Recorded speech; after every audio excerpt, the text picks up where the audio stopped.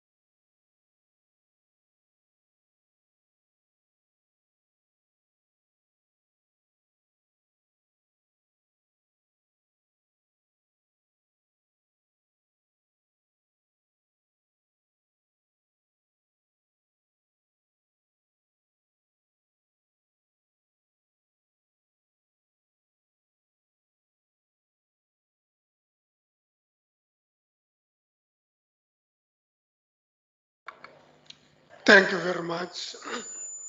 Can we request that the doors be closed?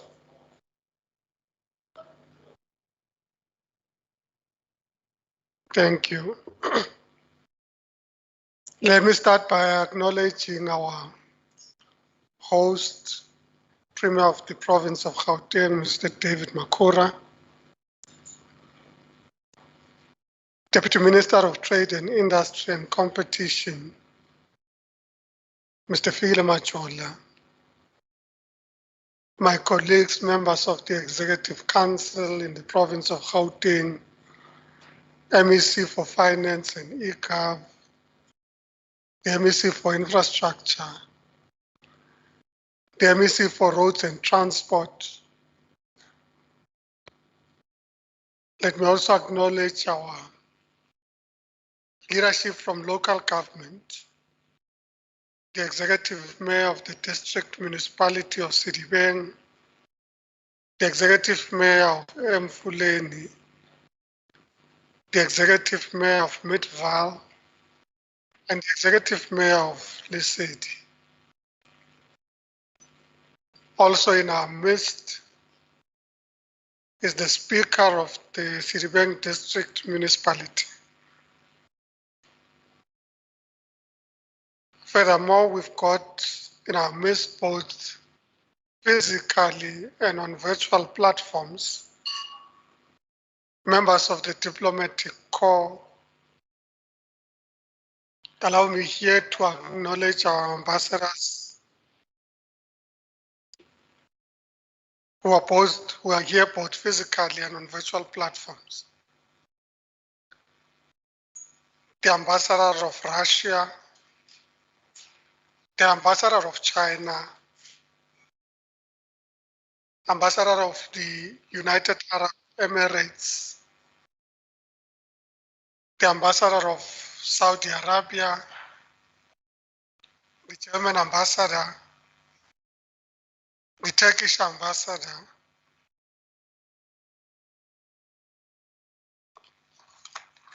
and also amongst us, of course, as I acknowledge members of the diplomatic corps, the other representatives of countries that are present with us physically and on virtual platforms, consul generals, ministers for plenipotentiary, and other representatives of governments here present, you are acknowledged. We also have amongst us the Acting Vice Chancellor of the Vaal University of Technology and representatives from the Vaal University of Technology. We also have representatives from the Northwest University, the Dean of Faculty at the Vaal University of Technology, and other representatives of the two respective universities here present. This being an investment conference, inevitably the bulk of the delegates are from the business community. So if I'm to acknowledge all the delegates from the business community, I might go on forever. And because those are our most critical guests at this conference,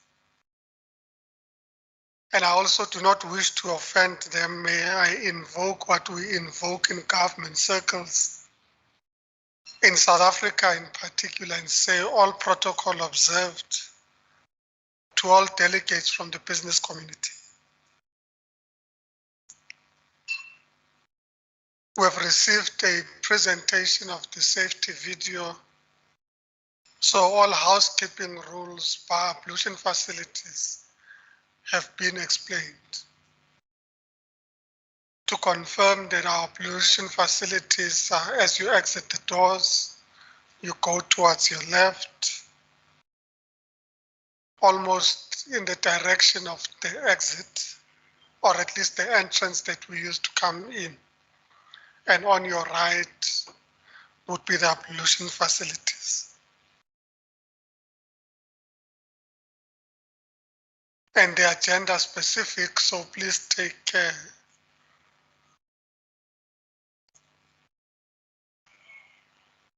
When you need to make use of the ablution facilities.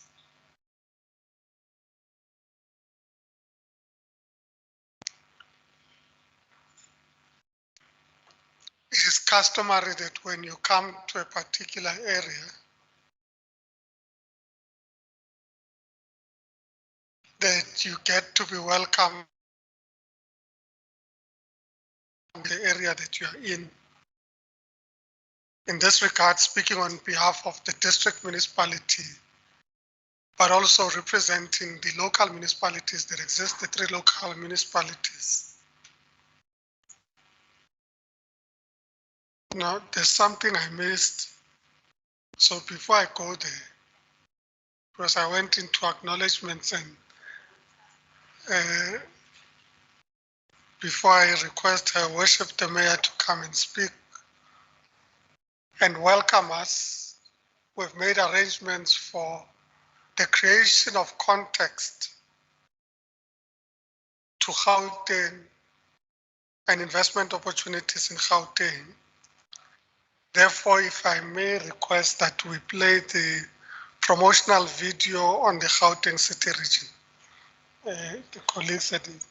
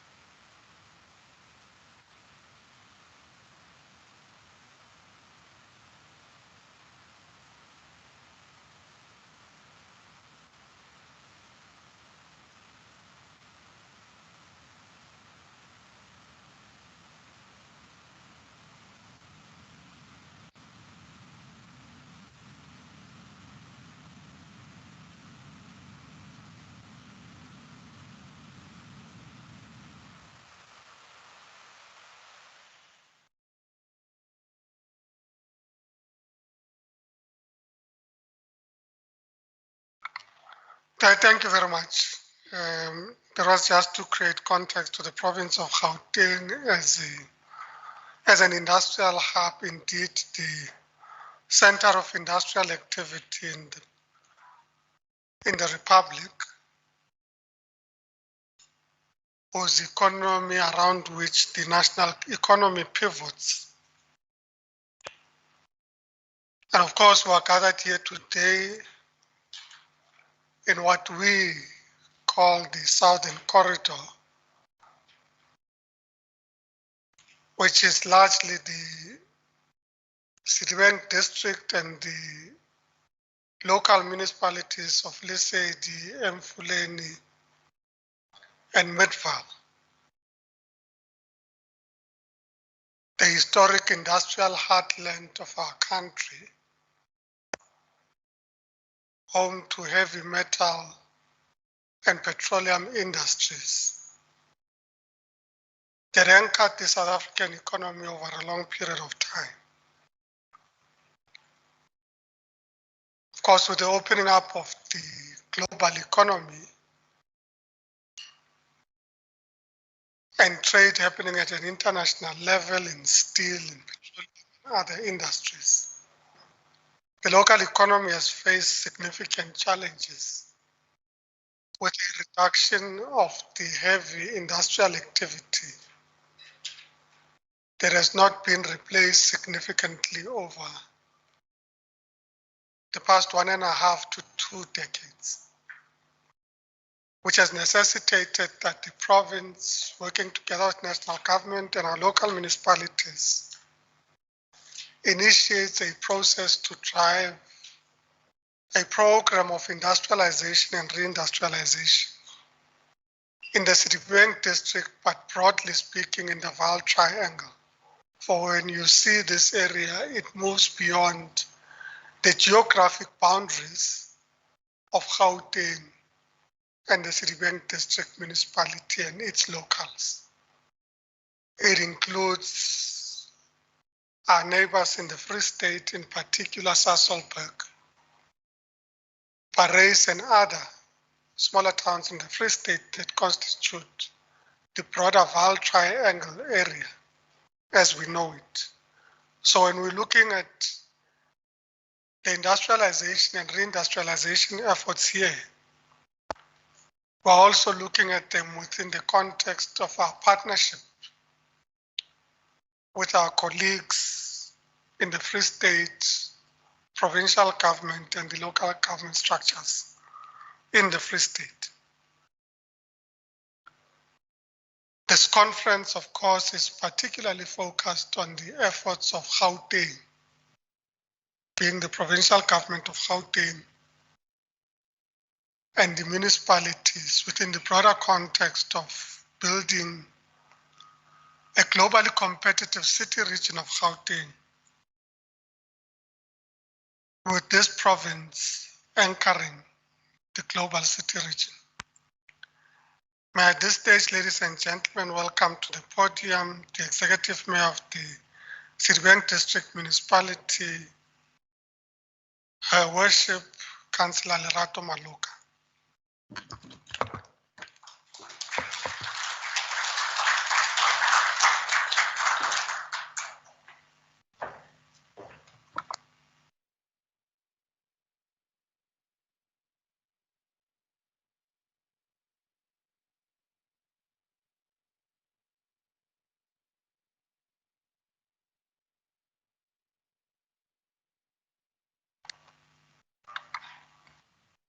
Thank you, Program Director, MEC Tau. Honorable Fikile Majola, Deputy Minister for Trade and Industry and Competition. Honorable David Makura, our Premier in Gauteng. Honorable MEC Mama Bolo for Road and Transport. Honorable MEC Nomantu Raluho Konkomo, MEC for Finance and eGov. Councillor Muyarani, Executive Mayor of Mfuleni Local Municipality, Executive Mayor of Lesedi Local Municipality, Councillor Mululeki Nkosi, our Alderman Bongane Baloi, Executive Mayor of Midvaal Local Municipality, the Speaker of Council in Sedibeng, members of the Mayoral Committee, ambassadors, academia, business chambers, investors, and civil society organizations, our distinguished guests and members of the media, Sedibeng community. Program Director, I greet you all this morning as we meet in this conference held under the theme Re-engineering the Birthplace of Industrialization of South Africa. Indeed, your presence here is a sign of bravery and resolve towards making this event a success, considering the risks posed by the pandemic in our country, to forge partnerships that will have a long-lasting impact on the communities of Sedibeng. Before there can be any development to talk about, there must be a starting point to it. But how far can we trace the geo-economic strides made in Sedibeng region that influenced and shaped its people on their prospects of a good future? In this case, it is with the discovery in 1778 of rich gold deposits along the Vaal River bank here in Sedibeng, not far from this venue, and the supply of the coal to Kimberley mines in 1882, which enabled the growth of the world's largest diamond industry. Again, having started with the supply of coal in 1886, followed by the supply of water from the Vaal River barrage in 1923, it is without doubt that this region fueled the development of the world's largest gold mining industry and the growth of Johannesburg into the largest non-coastal city in the world.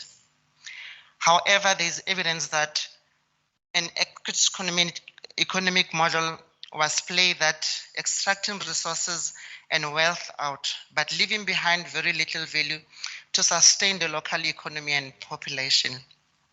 In the process, that extracted economy model left the region poor, underdeveloped, and marginalized from the mainstream economy. This is all in the open to see. The extractive economy model must not repeat as we solicit investment that will transform the economy of the region to improve the lives of all our citizens. Our expectations, therefore, are that this inaugural Sedibeng Investment Conference will lay a foundation for the transformation of the Greater Vaal economy into an inclusive, competitive, and sustainable value economy which contributes to prosperity and high standards of living of the citizens of our Vaal River city. This time next year, when we mark 140 years of the birth of industrialization in the region, we want to begin to speak of high inflow of impact investment through the Vaal Special Economic Zone.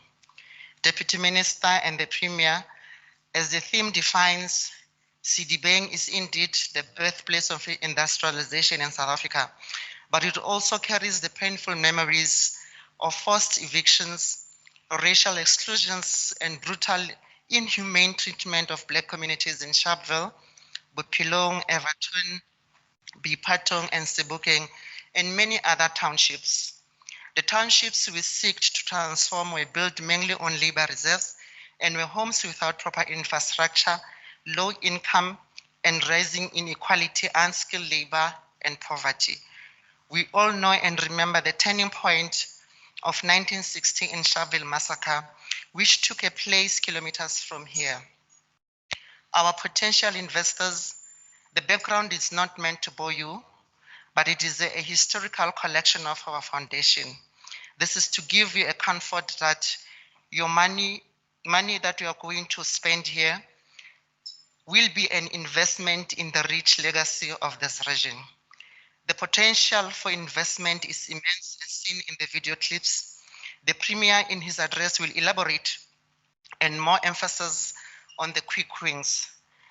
Ladies and gentlemen, a study from the World Bank says that to progress most successfully is to manage our natural capital, which is the land, rivers, agricultural land, green economy, blue economy, and now recently the cannabis sector. The Val Special Economic Zone in Sedibeng is such an institute to drive infrastructural developments, economic investment, and job creation in the region. Dr. Ramokgopa, I don't know if he has joined us into this conference. As you're aware that our region requires sustainable infrastructure investment to improve the ease of doing business, create jobs, and improve our community equality of life. Your support today gives the impetus to this very reason why we are gathered here. In conclusion, let me take this opportunity to welcome you all to the Sedibeng Investment Conference and the birthplace of industrialization of South Africa. We are a home of the Vaal River. With your investment capital, we're hoping to transform into a massive blue economy sector and the gateway to the Vaal tourism market. Thank you, Premier and the Deputy Minister, for your leadership. We wouldn't have realized to deliver this investment conference without your foresight. To the investors and the developers, this is a place to be. I encourage you all to come and spend your money in this region.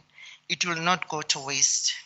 And for those who want to make it after the summit, kindly join us on a boat cruise at Stoneven for the experience of what this Sedibeng is made of. I thank you very much, Program Director.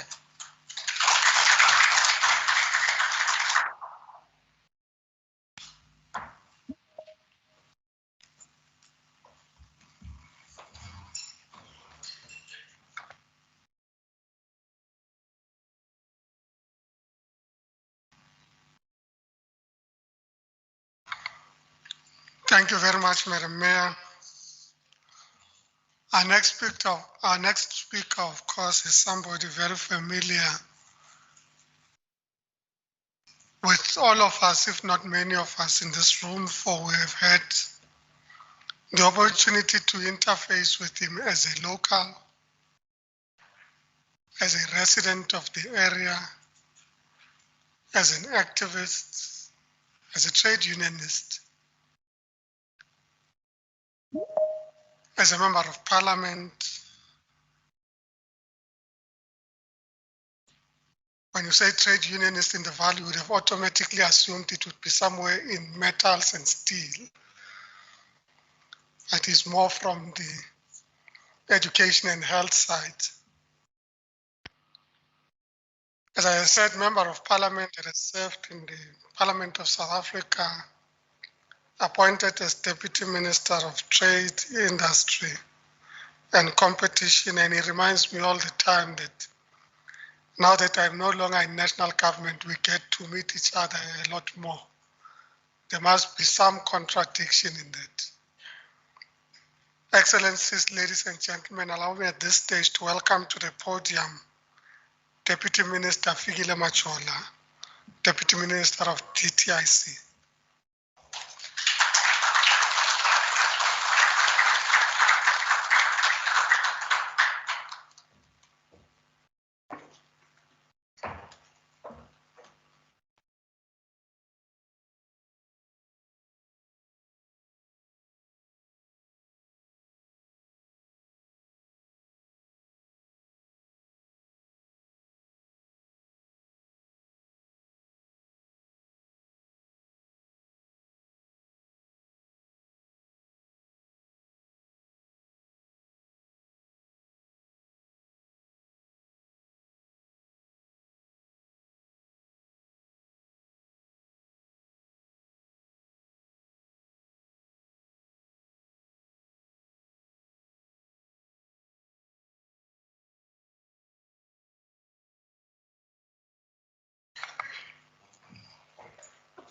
I have to start again. Thank you very much. Program Director, MEC Pakstow, Premier David Makura, members of the Gauteng Executive Council, MEC Raleho Konkomo, MEC Mutara, MEC Mamabolo, executive mayors, members of the mayoral committees present, excellencies, ambassadors, members of the diplomatic corps, senior government officials, and in particular, my former Director General, who we now call DG Emeritus, Lanel October, who are supposed to have joined us here, who unfortunately is joining us virtually.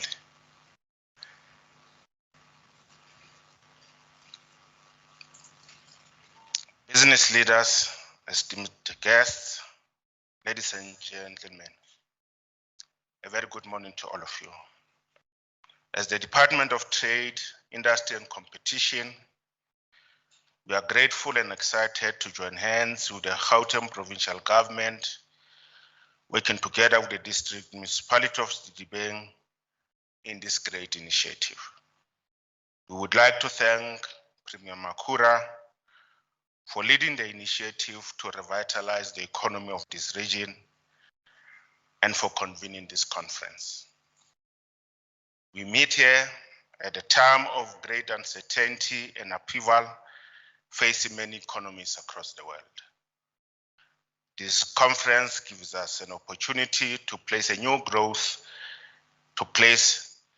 on a new growth trajectory at the center of our economic agenda for the Gauteng province and Sedibeng region. Our collaborative efforts assert the value of partnership,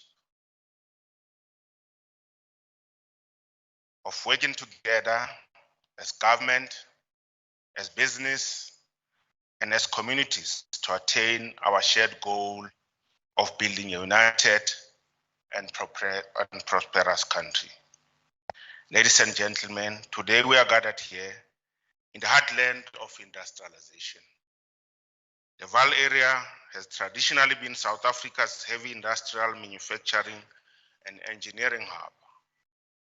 It remains the iron and steel industrial hub for the Southern Africa, albeit at a sharp decreasing rate. It is incumbent upon us to prevent the birthplace of South Africa's industrialization from being the Rust Belt. We need to bring government and business together to preserve and improve the manufacturing capability of the Vaal region through various government interventions. As the DTIC, we have been working closely with the Gauteng province on an economic revitalization program for the Sedibeng region for the last few years. We are working with great speed towards designating the whole of Sedibeng into a special economic zone, the Vaal River City Special Economic Zone. Due to the COVID-19 pandemic, we could not move faster to realize the ambitions we had set for ourselves. However, despite the setback, we remain resolute and forged ahead. It is exciting to announce that our tireless efforts have been rewarded. We are now making progress, and in the next coming months, this will become a reality. For almost 2 years, the world has been living under the dark cloud of the COVID-19 pandemic, causing much hardship to citizens throughout the world. The COVID-19 pandemic has deeply wounded the South African economy. This unprecedented situation has resulted in larger job losses for lower paid workers and caused severe damage to many small businesses. The world continues to battle the COVID-19 pandemic that is destroying lives and livelihoods. Millions of South Africans willing to work are unemployed. About 3.3 million young people are not in employment, in education or training. Following several months of this stark reality, the global outlook for 2021-2022 has improved as multiple effective vaccines have been rolled out to protect our people. The pandemic has deepened the most severe economic crisis for the region, and perhaps the worst ever. It has left a trail of human damage. COVID-19 has deepened the effects of pre-existing socioeconomic trends such as infrastructure gaps, income inequality, and rising unemployment. The rising unemployment rate is perhaps the most important economic variable of concern, of policy concern. Deep pockets of poverty and unemployment still confront our communities, and we must confront these challenges together. To respond to the economic hardships caused by the pandemic requires a solid, reshaped economic landscape that promotes empowerment, justice, and equality. We need to speed up economic recovery and build back better. And to achieve this, we need a whole of government approach. We need to step up and address the stark reality confronting many South Africans. Over a number of years, the Sedibeng region has suffered from an extremely severe contraction in economic activities, resulting in serious socioeconomic challenges. There are spatial disparities caused by limited investment into the corridor. As such, the region is characterized by dilapidated and aging infrastructure, as well as underinvestment in strategic production sectors. Owing to an array of reasons, the region has experienced a decline and deindustrialization of the steel industry, causing undesired falling output and company closures. The crisis requires drastic responses from the leadership of this area. Premier Makhura, we urge you and your government to hold hands with us as we confront the very serious challenges that face our Mfuleni municipality in particular. We have to change the way we operate and urgently seek innovative ways to lead the economy out of the current challenges. Notwithstanding all of these challenges, the Sedibeng district, like other peripheral regions, represents one of the most significant regional development opportunities in Gauteng. To realize these opportunities will require the collective energies of all the three spheres of government, a range of relevant parastatals, and various layers of private sector to realize our objectives. Through government's partnership with the private sector, we are jointly embarking on a journey to reconstruct and reshape the economy of this region of Sedibeng. This will bring opportunities to the millions of residents across all three municipalities. As the DTIC, we are fully committed behind Gauteng government's plan to introduce special economic zones where feasible and necessary, to add momentum towards turning Gauteng City region into a single, multi-tier, and integrated special economic zone. The SEZ program is at the core of our reimagined industrial strategy, purposely structured to stimulate local and foreign direct investment, increase exports, develop local industrial capabilities, and accelerate the development of the country's lagging regions and create decent jobs. Evidence demonstrates that the Special Economic Zones program could be utilized to increase the number of investments and job creation, South Africa is in a better position given its relatively good infrastructure and the high skills level. The national government and the provincial government are working closely on an economic revitalization program for the Vaal region linked to the DTIC's efforts to set up and anchor a revival of the industrial belt in the area through a special economic zone and critical infrastructure funding for industrial parks. The DTIC has developed an SEZ strategic framework that seeks to guide the new approach in the implementation of the Special Economic Zones program derived from a cabinet resolution. The new approach promotes better coordination and strong involvement of the national government. Earlier in the year, the Gauteng Provincial Lekgotla gave an instruction that there must be concrete and demonstrable progress on implementing high impact and groundbreaking mega projects. The objective is to transform the current economic structure and spatial configuration of the Gauteng City region. These projects include the Vaal Economic Zone. Government partnership with the private sector presents a great opportunity of expediting the revitalization of the Sedibeng economy through the establishment of the Special Economic Zone. We currently have a few initiatives to focus our attention on.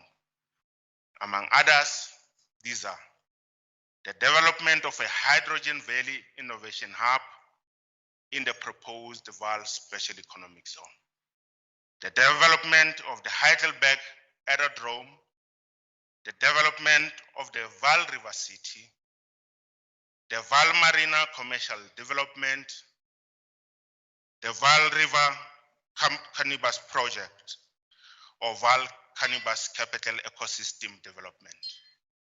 These proposed investments present an opportunity to accelerate the development of infrastructure, which has multipliers with regards to stimulating other manufacturing activities. Construction of factories and other supporting industrial infrastructure, such as the extension of rail and road infrastructure, will also create more jobs for the unemployed. We must forge ahead with the construction of the new economy that will offer new opportunities to all our people. Sharing of wealth and opportunities should be at the top of our agenda. We call on our social partners, particularly the private sector, to use their resources to enhance job creation, economic growth, and transformation. We must jointly lead the mobilization of funding solutions for bulk infrastructure projects to enable the SEZ establishment and attract and secure high-impact investments into the SEZ in line with its strategy and business case. As government, we are positioning the Sedibeng region as a leading market for business and investment. We have a deep conviction that will turn Sedibeng into a prosperous state, that we will transform this industrial basin into the country's preeminent hub for low carbon manufacturing and renewable energy production.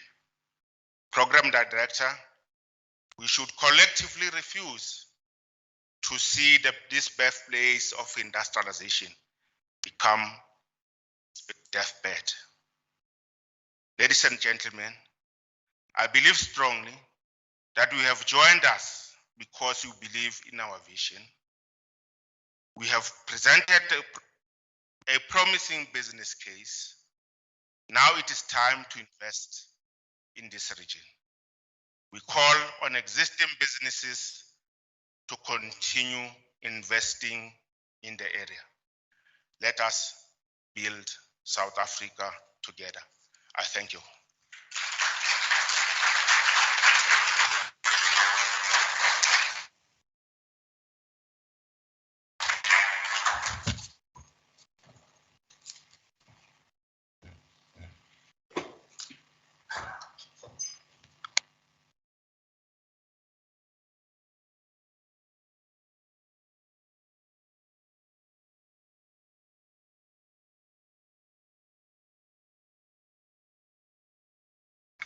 Thank you very much, Deputy Minister. Colleagues, ladies and gentlemen, we had a debate, and Deputy Minister Majola and I were somewhat of the opinion that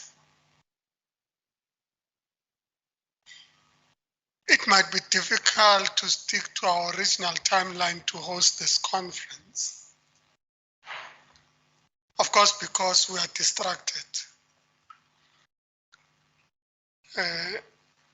And in the process of being distracted, we sought to persuade our principal in this regard, who has been convening us to drive the Vaal Special Economic Zone and the broader economic development initiatives in Sedibeng. We sought to persuade him that, in fact, maybe the timing is not particularly right. Because as all of you would know, it is the sort of season where we have taken off our suits, and therefore the suits are dry cleaners. We thought we'll see them in November.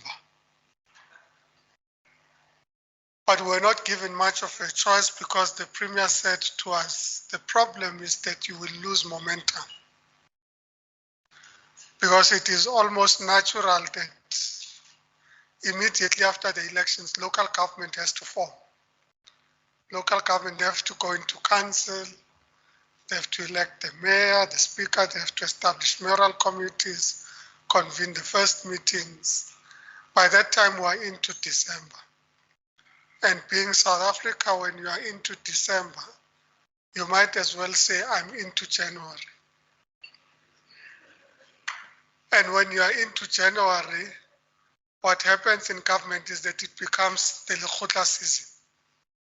Because January is the Lekgotla season. It starts with, at least from the political party I come from, there's an NEC Lekgotla that's followed by Cabinet Lekgotla, that's followed by PC Lekgotla, that's followed by Provincial Exco Lekgotla. By the time we finish, we're into February.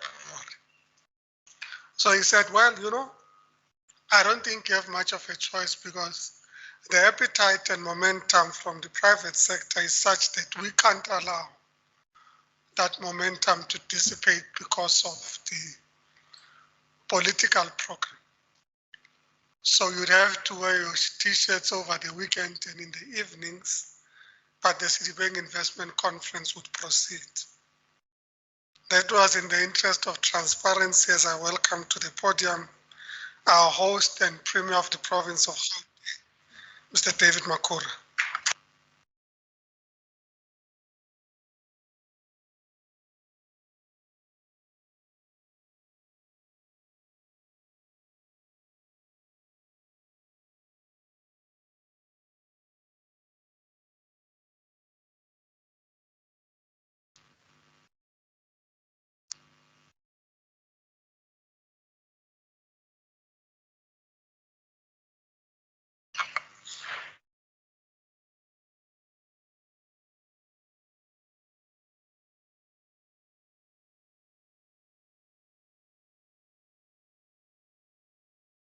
Industry and competition, Minister Fikile Majola, Your Excellencies, ambassadors, and trade representatives joining us both physically and at different venues virtually. MEC,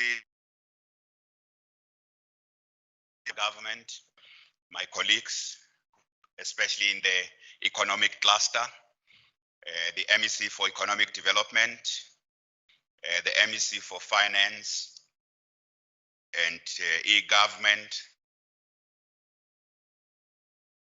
development, and the MEC for Roads, Transport, and Public Transport Infrastructure, MEC Mamavulo, sitting somewhere at the back. Okay, sitting here. He likes sitting at the back. The executive mayors of our district, the Midvaal local municipality, Lesedi local municipality and our host, municipality Mfuleni, distinguished businessmen and women, our investors joining us, both here at home and from abroad. I want to acknowledge particularly Mr. Gabriel Shumba from Shumba Group Shumba, who is joining us virtually from the USA.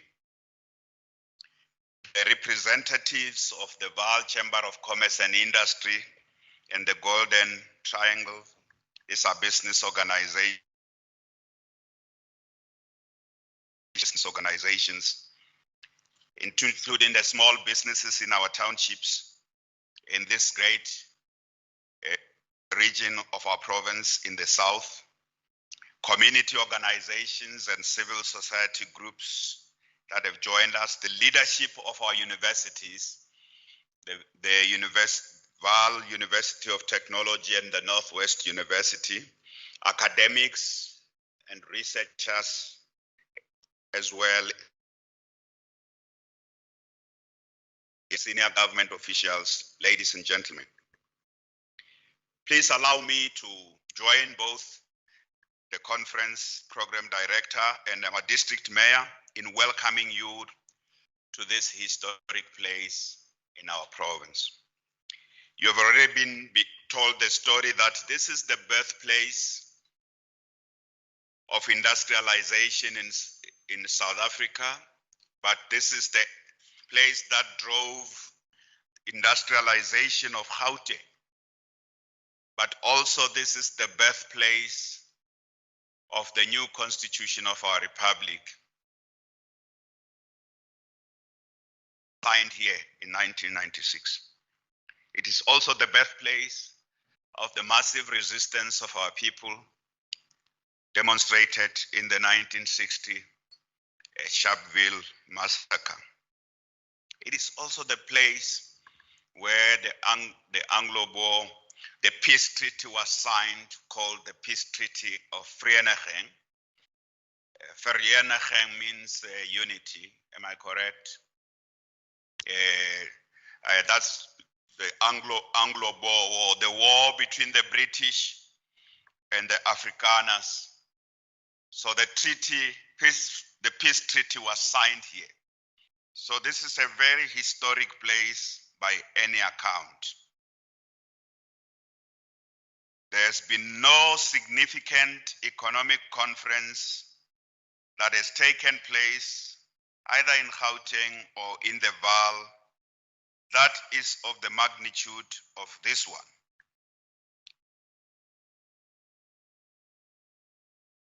So this conference represents and inaugurates the biggest post-apartheid intergovernmental investment drive. The biggest post-apartheid intergovernmental investment drive in partnership with the private sector on the regeneration of the Vaal economy. Of course, we must, even as we undertake this historic undertaking, we must know that the significance and the role and place of this conference in history is not going to be determined by the magnitude or the scale of ambition or the eminences of those participants who are here and abroad. That's not how posterity is going to look at the significance of this conference. But it will be determined by the results and the extent to which this investment conference will be a game changer, marking a profound shift and a return of the Sedibeng and the Vaal area to occupy the center place in the economic future and fortunes of Gauteng province. So we must warn ourselves, even as we gather here, that history may be very harsh on us if this becomes a talk shop future generations may look at this and say, like many conferences, they met, they made speeches, they made pledges, and nothing came out of it. So we must be very worried, even in our future graves. We must be very worried, even in our future graves, if we will place would just be as it is or worse. So we come together not because we want to make speeches, but because we want change. We want to drive real change. And because this is an investment conference, it should be a place where deals are going to come out of this. And these are investment deals. So MEC Tower, I look forward to hearing what the business people are going to say later. Not just about the plans, but about what they are already doing, how much money they have already put, what shovel-ready projects they are driving.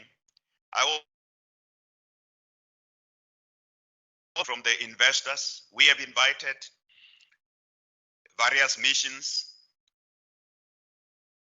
various foreign missions, the investors from the different countries with which we are working very closely, acknowledged, all fully acknowledged by MEC Tower. We have invited them also because we're saying there's hidden gold. This place, there's the new gold in the Val. This place has got huge hidden potential, economic potential.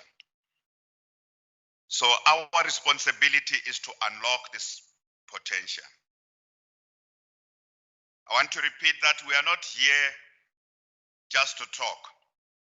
On our part as government, of course, we want to share with you the big dream, the big vision, so that as you undertake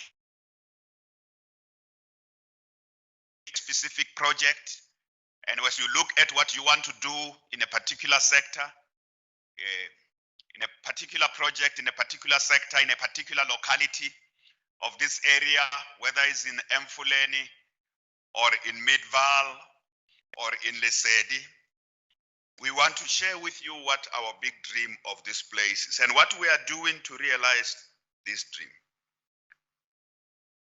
The Gauteng provincial government is working with our national government on one plan and one vision for the whole Gauteng city region. Have a spatially transformed and economically inclusive city region that is integrated by good infrastructure, state of the from the north to the south, from the east to the west of our province. A city region that has got balanced economic development and offers opportunities in all these 5 corridors of our city region.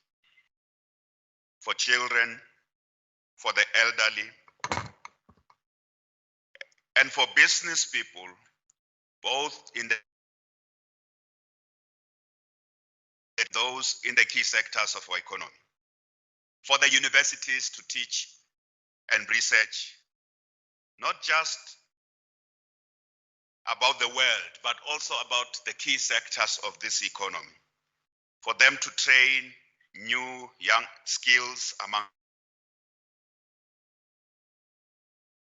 So our vision is driven by a whole of government team. So the Department of Trade, Industry and Competition represents national government. So if you are looking for national government, everything we are doing in the Val, national government is already here. Provincial government is more than here. and local government is fully represented. So at the back of it is that we want, what underpins the vision for our Gauteng city region is to build a network of special economic zones, 5 development corridors. The south, which is the Val, to the north, which is Tshwane, the east, which is Ekurhuleni, and the west, which is the West Rand and Johannesburg at the center. This network of special economic zones must have specialized and focused sectors. So we want to promote specific industries in these different special economic zones. Yes, you know, special economic zones are not just for domestic production and for the domestic market. In the end, there are also these goods and services must be destined for exporting, even if those things could be made in the township. And there should be things that are made in the townships. Those things should be made of such good quality, of such skill, that they can be exported to destinations everywhere else in the world. So we share with you. So in the north, our special economic zone on the automotive industry, that is the Tshwane Automotive Special Economic Zone, of which a lot of work has been done already. Next year, September, it will start operation. So the automotive industry in our country, the place to invest if you are into automotive, we advise you go to the north, in that belt, in that automotive city, which is the capital city of our country. The ambassadors, you are in a place, but the main sectors there is the automotive sector, research, development, and innovation. Whereas in the west of our province, in the West Rand, is the principal place where we are building. That's part of our dream. We are working hard on that. We are building the special agro processing zone. It's already, the West Rand is a mining place, but our principal focus there is to create new sectors that includes the deployment of hydrogen energy there because of specific advantages that are already there. Acid mine drainage because of many years of mining there. Cleaning up acid mine drainage and the deployment of those vast water resources that are currently wasted for green hydrogen purposes. And I'm going to make the connection with the VAL about what's the relationship with that. And the development of agriculture, urban agriculture, including bringing small-scale farmers in the townships into our agro-processing zone. So there's significant food production, both for the provincial domestic market, but also happening there in the West Rand. We are working with the DBSA, the Development Bank of Southern Africa, and the African Development Bank on the development of the West Rand agro-processing zone and a group of investors there. In the east of our province, in Ekurhuleni, the big issues, so if the Vaal is the birthplace of industrialization, the industrial heartland of South Africa is Ekurhuleni. That is the East Rand. So industrialization moved from here and shifted to the East Rand. What are we doing there?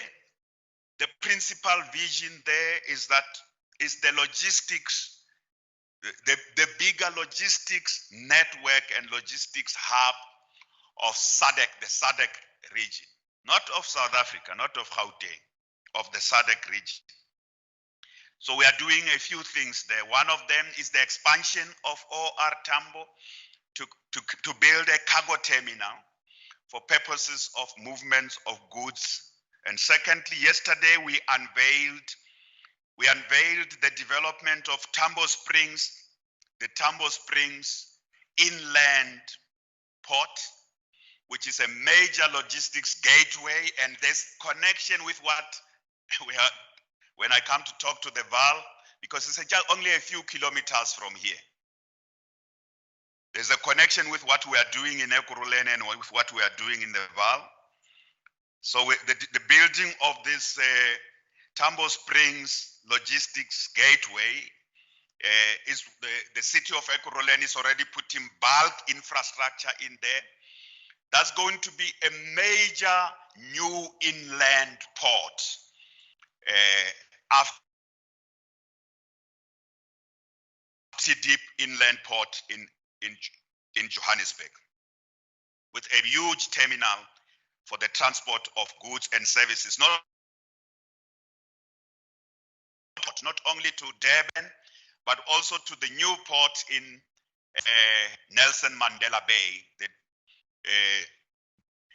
which will be connected. The second key thing we are working with the DTI on is the freight rail network that connects Gauteng to the Eastern Cape, that connects that rail line is going to pass through the Vaal Special Economic Zone. From here, connect straight to the Nelson Mandela Bay, which is important because we are a manufacturing hub.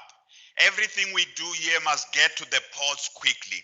If you don't have efficient logistics and transport, you can't be competitive. Whether you are in agricultural, you have a produce, fresh produce, or stuff you want to. If your logistics are not good, you will kill.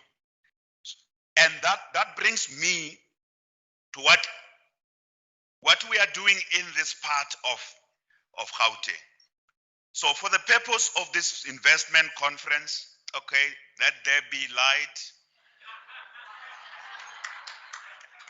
God said, let there be light, Muruti, and then there is light.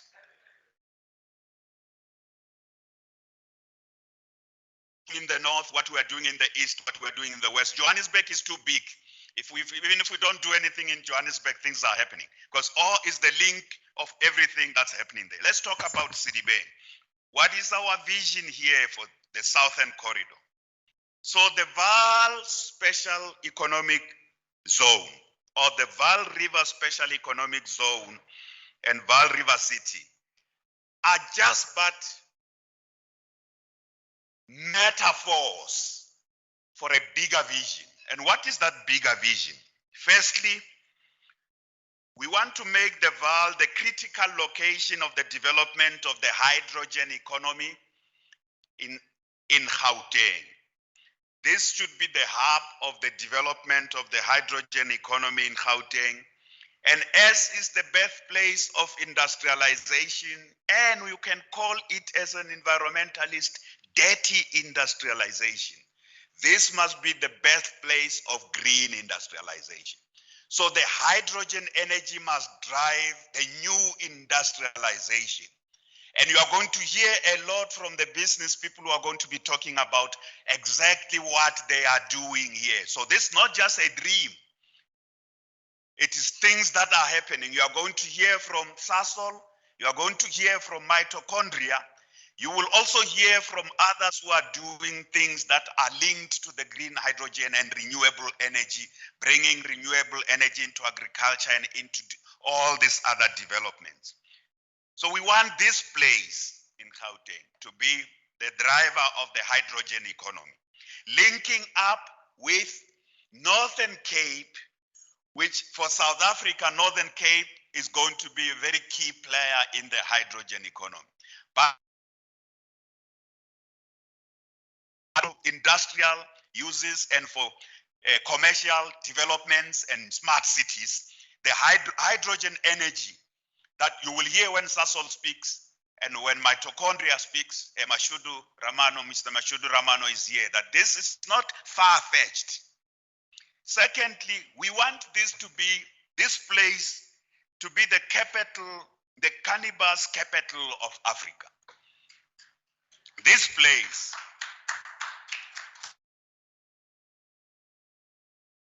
You have heard me talk about cannabis industrialization in Gauteng, and I always warn that I have personal purposes. I have no control. when there's extra after medicinal purposes. Many parts of the world, and our country will also get there, where it's created also for recreational use, in a way that takes into account what all the key concerns. Listen to the business people talk about cannabis later. So Mr. MK Malifani is the coordinator of the Val Cannabis Consortium. There he is there, the Val Cannabis Consortium. You are going to hear people here, and not what they want to do, what they are doing here in the Val, what they are already doing. You are going to hear them when the business people talk, including what their vision is and the potential that is there to bring in new farmers, new emerging farmers into the cannabis economy, and principally for export, including for processing here and producing medicines here, exporting, but also deployment of what gets produced here into the commercial sector, into retail. I'm not talking about things that can be done. You will hear that. That's part of our vision for this place. What else is our vision for the Val? I've spoken. So thirdly, we want the Val to be a high impact zone for logistics. Okay, now let me come to food first. For high impact zone for agriculture and food product. I really mean high value food production for both domestic use and also for export market. On the agri-food value chain of Gauteng, we want the Val to capture the key. Earlier on, I was talking about the West Rand and the agro-processing zone. But the Val has huge, enormous agricultural potential. The Val needs to shift from just producing particular type of crops, and maize used to be the place. That's what the Val Triangle was also called, the maize triangle that goes into the Free State. New crops, and you will hear when the other presentations are done about crops that are really cash crops that are high value crops can be produced here in the Val. You are going to hear that in the presentation. We used to talk about this with the mayors, Mayor Baloy talking about the agritropolis. So that stuff is not far-fetched. It's right here as we're going to hear the people talking about it here. And the fourth thing is about logistics. I spoke about the logistics, Ekurhuleni being the logistics hub of the SADC region. The Val has got a huge logistics potential here, including the Val Erythropolis. But the Val River, it's that system. The road networks in the Val. The Val is an interesting place. It's between the N3 and the N1. The most critical roads that in our country, in the economic network of our country. The Val is in between the N3 and the N1. So it's already very well located about logistics with regard to road, but also rail. I spoke about the link with the rail network that was much easier in the Val. And we want a new smart city here. When Gabriel Shumba speaks later, he talks a lot about what, as investors, they are looking at and how they are working with different destinations in the African continent to build new cities, new smart cities that are sustainable. So there are people who are going to be, we have been talking about the Vaal River city here for long. You are going to hear them. I'm looking them in their eyes, who have been talking about this place for 20 years. They are going to be saying to us, this is what they have done. I came here to launch the Vaal River City. And people of the Vaal always ask me, but where is that city that you launched? I don't know. I no longer do this thing of cutting ribbon anymore. Because you cut ribbon and they've not completed the planning, they've not completed the approval, they don't have this, they don't have that. I don't cut ribbon. I want there where there's concrete dust. I want to go to a factory that has just been opened on Cannabis. I want to go to see people building the Retropolis. I want to go there and see they've opened a new factory here. It's renewable energy, hydrogen, no launching of projects, no cutting ribbon. Construction must happen.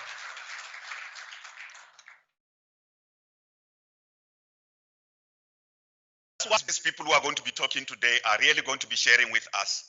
This is where we are. And I know many of you are looking for investors. You have shovel-ready projects. You have done lots of preparatory work.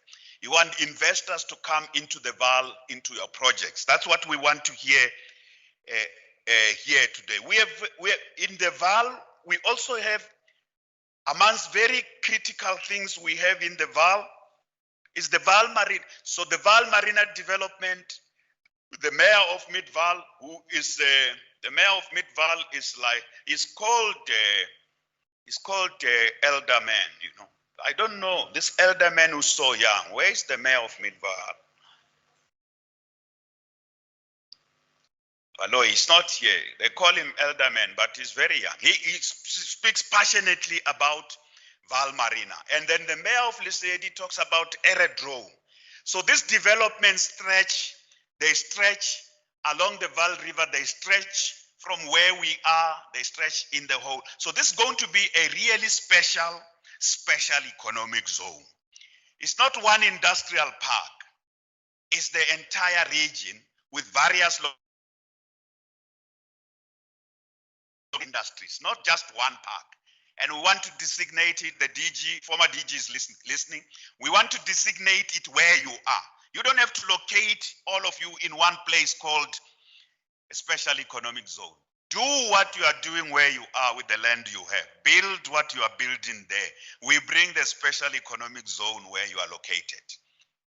Use your land as part of the vast territory of building the Vaal Special Economic Zone, including the Vaal River City. So the Vaal River City is not something that we must just keep talking about. It will happen in our lifetime. And the universities, we've got 2 universities here. These universities of the Vaal have to develop capabilities, training and research capabilities that focus on the key sectors that are here. The hydrogen economy.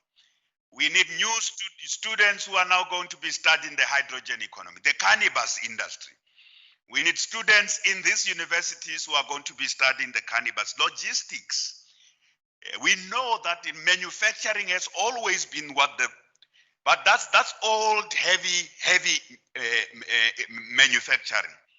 We need new smart manufacturing, food. These universities must specialize in train students in food preparation and all things that are related to food. Tourism, the blue economy. We must clean the Vaal River. By what we are doing to deal with that. Tourism. This must be a place on Fridays. People who work very hard from the other parts of our province must be driving here every Friday for leisure and entertainment. That's why the pollution is a huge disaster for environment, and it can't be allowed for one more day. It destroys the huge potential that the people of the Vaal have as a natural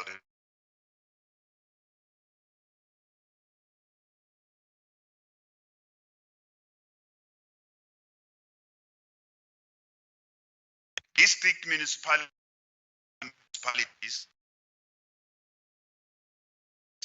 on making this happen. So the first thing we have done, we have already established the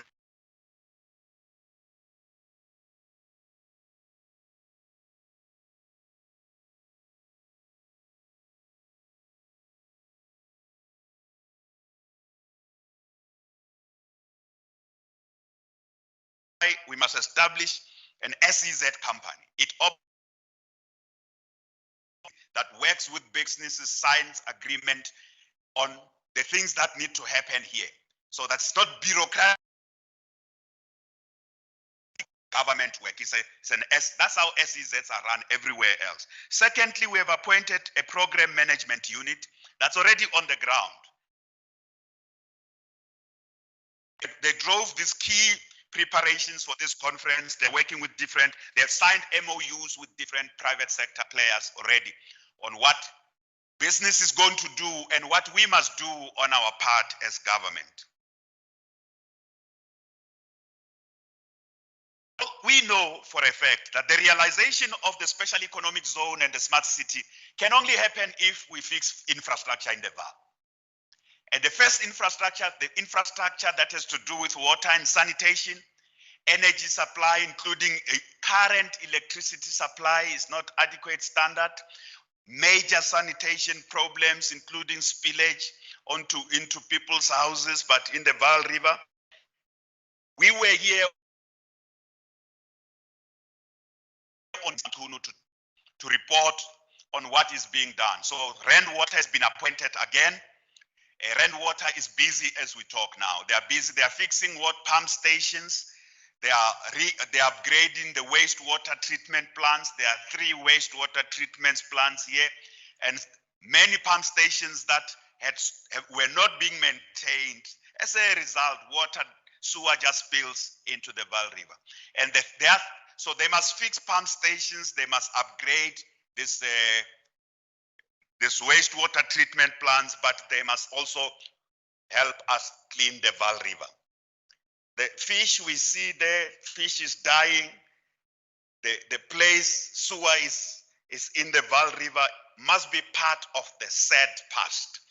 We must look back and say the Vaal River is clean, and the water and sanitation system is working out of that. I was also here on Wednesday. So we were here with the minister on Tuesday. On Wednesday, I was here with MEC Mamabulo. We have fixed 21 roads in the Vaal, not streets, small streets, 21 major roads. Between when the provincial government and national government 139 in the Vaal. So we handed over 21 major roads in the townships, in the CBDs of Vereeniging and Van Bay, and in the suburbs, including 3 rivers. But our work on the roads is not done. We have also been dealing with the issues of waste management. Trucks to the municipality, waste management trucks. We have fixed 15 electricity substations that were poorly maintained. 15 of them have been fixed. They are in full operation. I'm sharing this with you to say there are immediate things we must sort out. Issues of governance and infrastructure. Business people can't stay here if this place has no water, if there's no reliable energy supply, if there's a problem that the roads are in terrible shape. We're also now busy on that road of the Vaal River City, the major road that will be the catalyst. MEC Mamabulo met with the developers yesterday. That road, the development of that road, which can only be built by the province as a major road that's going to join the old part of the existing settlements and the new Vaal River City. Those are not plans. They are the budget he has. He has that budget. The designs have been done. So the building of the road will start. So what is the story? Government must do its part, and the private sector will then do its part. What is our part? We must fix the infrastructure, bulk infrastructure. We must also get governance to work. We're spending a lot of time here making government, fixing governance issues. We have administrators. We have 5 administrators who are reporting here every day, especially in Mfuleni. And those administrators early this week gave me a report on what they've been doing, fixing the system, financial, making sure that maintenance of services are attended to. They may not be far yet. So we can't talk of a new city when we can't sort out the current problems. We must get to the big thing. And the big thing in the Val is the economy. All these other things, you can build many, many houses. But if this economy does not function, if too many people are unemployed, if major companies like ArcelorMittal are laying off people, if some of the major companies that used to in this area are relocating. If you can't keep the current businesses here, it will be difficult to attract the new ones. So we have to do both, and we are doing both. We have to walk on both sides of the road, fix the present, and then attract new investment. So I want to conclude, therefore, by saying you can count on us. The business people who are here, Mark has come all the way, Mark DuPont has come all the way from California. He's among the people who are driving investment in the cannabis industry. I know there are people in Cape Town who are very interested and have capabilities in want to come and locate here in the Val, to come and be part of this new journey. They are listening to me as I speak. This is the place where we want to bring investment and build. We're making a fresh start here. The Vaal River Special Economic Zone and the Vaal River City will happen in our lifetime. Let us build Sedibeng together. Thank you very much.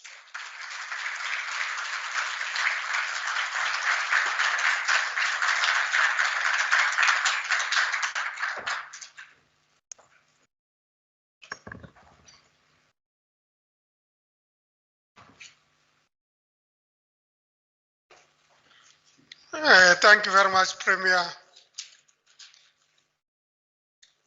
I think the Premier's concluding remarks segue very well into the next presentation.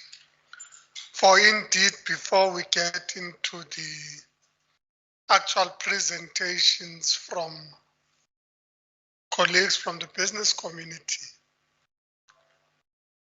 one of the major inhibitors to growth and investment is the matter of infrastructure. So we thought it appropriate that as we get into the business part of the conversations, that we should request Infrastructure South Africa, led by Dr. Hossein Ramokgopa, to present, and today representing Dr. Ramokgopa is Mr. Masopa Mushweshwe. Can I at this stage invite to the podium Mushweshwe that will present on behalf of Infrastructure South Africa, that's located in the presidency, and driving a consolidated view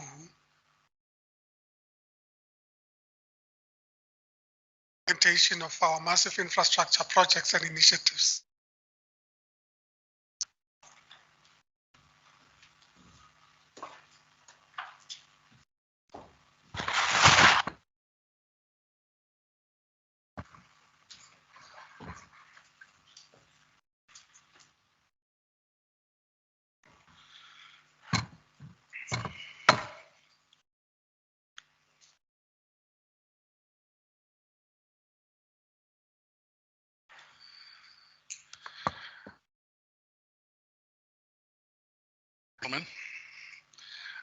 Program Director, Premier, MECs, Executive Mayors, members of the Diplomatic Corps, and members of business.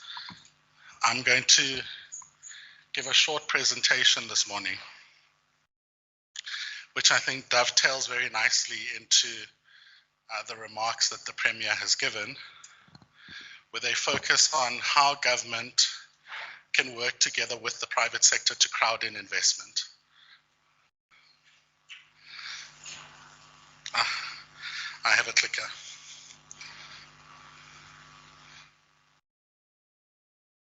And it's not working. I have a backup.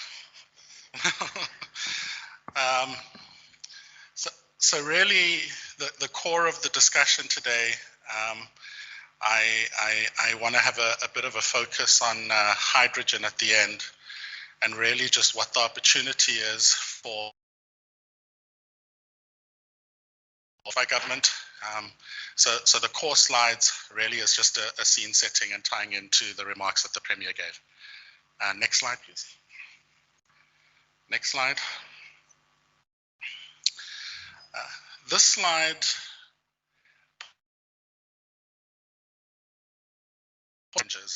and it shows a spatial distribution of gross fixed capital formation in South Africa. So your dark green areas are areas of high investment. As you would expect, the metropolitan province of Gauteng features significantly. So does the city of Cape Town, and so does eThekwini. But the rest of the country has very little investment outside of the mining belts in the north. If we look at Gauteng itself, and as the Premier speaks of the Southern Corridor, it is an area that receives relatively less investment. So the question then becomes, how does one begin to address that? Because the manner in which investment happens requires deliberate coordination and action by the state in order to lead the private sector to follow. So when we talk about our challenges in terms of gross fixed capital formation, we're really talking about it within the context of it being a precursor to GDP growth. And ultimately what we're trying to achieve is a 5% GDP growth rate as articulated in GDP, and for that to be a catalyst for job creation and addressing the triple challenges of unemployment, poverty, and inequality. But what is the extent or the scale of the challenge that we faced with? So in a pre-COVID environment, our rates of gross fixed capital formation were just under 18%. You need a gross fixed capital formation of about 30% to equate to a 5% GDP growth rate. And in terms of quantum, that means we have a gap of approximately 600 billion rand a year in investment that's required into the country. And in this case, we're not talking sort of economic flows onto the stock market. We're talking greenfield and brownfield investment in physical infrastructure that you can kick, feel, and touch. So I think it ties in to the challenge that we face when looking at Sedibeng and saying, but how does one catalyze that investment, and what are the strategic advantages that Sedibeng has to be able to capture a portion of that investment? Unfortunately, in a COVID environment, those numbers are even larger in terms of what the gap is. Next slide. So the President talks about infrastructure being a flywheel to GDP growth, and this is really what he's referring to. So within the current context, we had a 7% contraction last year. The expectation is that we will be at 3% or just over 3% to 4% this year, and then we'll fall back to around 2%, less than 2%, and then falling back to our relatively anemic growth levels experienced effectively over the last decade without some kind of major intervention, some kind of stimulus. The story of infrastructure, and in this case green infrastructure, featuring in the plans for recovery is not just a South African story. We've seen sort of efforts by the Biden administration to have a drive towards massive infrastructure spend. to reverse the trends of the last decade. China has been at this in the Belt and Road program over more than a decade, and the EU is doing the same with a very green focus. But what is South Africa's story in terms of this, and what inhibits our opportunity to participate and fully explore or achieve the opportunities enabled by infrastructure investment? Next slide. I think as we go, my assistant and I are going to form a mechanism where I don't say next slide. My hand is just going to twist and we'll go to the next slide. So our challenge is not just, when we talk infrastructure, maybe let's start there. What infrastructure are we targeting? So in terms of the NDP, we talk of the network industries because of their superior multiplier effect, and that includes water and sanitation, which I think has a particular relevance in Sedibeng. We talk about energy, we talk of ports and transport infrastructure, and we talk about ICT infrastructure. To that, the President added agri and agri-processing because of its job absorptive ability, as well as human settlements. So as you can see, we already have large alignment to the areas of focus by the province and what the province would like to bring to Sedibeng. The question then becomes, how does one fast track that investment? So from a facilitation perspective, as government, we can convene different parties together, we can co-invest. This is something I take from Jacques' repertoire. I'm sure there's two others, I can't remember what they are at the moment. But primarily our opportunity here is, how do we as government bring business together around catalytic infrastructure projects and programs such that we enable them to invest, because ultimately government needs to lead from an infrastructure investment perspective. So in that sense, we use the Infrastructure Development Act, and that allows us to fast track the permitting, records of decisions, water use licenses, and other elements which can be bureaucratic hurdles to investment, because we must recognize that element.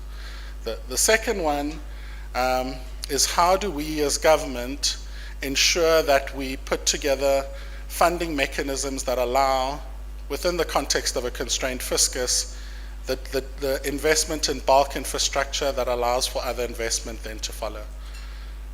And ultimately, from a fiscal perspective, we need to have an element where projects that have an element of a revenue stream and therefore are able to attract private sector funding are packaged for that funding, such that the fiscus focuses on funding of more social infrastructure, which has limited opportunities for private sector investment, or for the fiscus to come up with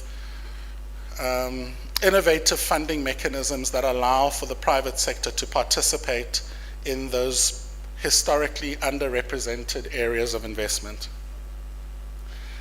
And that's really about creating a credible infrastructure pipeline.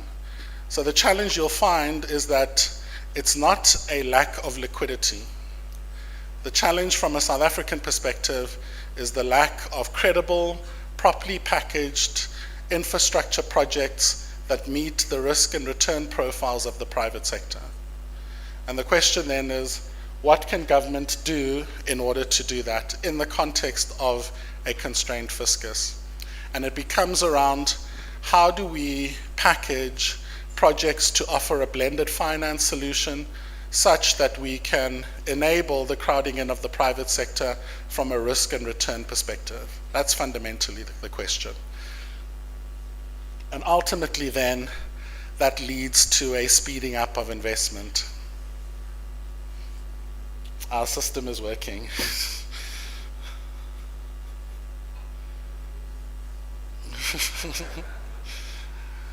So, Infrastructure South Africa is a relatively new paradigm, a new concept, and maybe I'll spend a minute on it quickly. So the Investment and Infrastructure Office, which preceded Infrastructure South Africa, was formed in late 2019 at the third iteration of the South Africa Investment Conference, when Dr. Ramokgopa was appointed as the head of that office. We were only in operation for 4 months before COVID struck, but within that period, we managed to engage quite broadly with business and the funding sectors, both the multilateral development banks and the DFIs, in order to address what I think are South Africa's 2 critical challenges. And the first one is a lack of proper financial and engineering skills to be able to properly package projects to attract private sector investment. That's the one. So how do you create a partnership with the private sector to crowd that skill in? And then how do you then take in a transparent, predictable manner projects out to the market so that the private sector is able to participate in those projects while meeting the requirements around cost effectiveness, etc. So we took in the first iteration of the South Africa Sustainable Infrastructure Development Symposium 50 projects that were gazetted and 12 social programs. So of those 50 projects, within the last year, we've been able to implement 29 of those. I do think it is important, given that there is a trust deficit between government and business, that we do back up what we say with evidence. You know, we can't say we're driving investment, we're driving infrastructure, and it's difficult to point to the examples of it and to come back at a point and report back on the progress.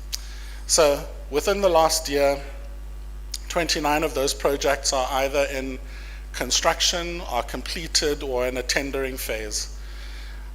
And you raised the question, but how did you go from 0 to 100 in less than a year for major infrastructure projects? Some of them were a bit of a cheat in terms of refinancing elements of projects that had an element of funding for the first stage, and you could accelerate the funding for additional phases.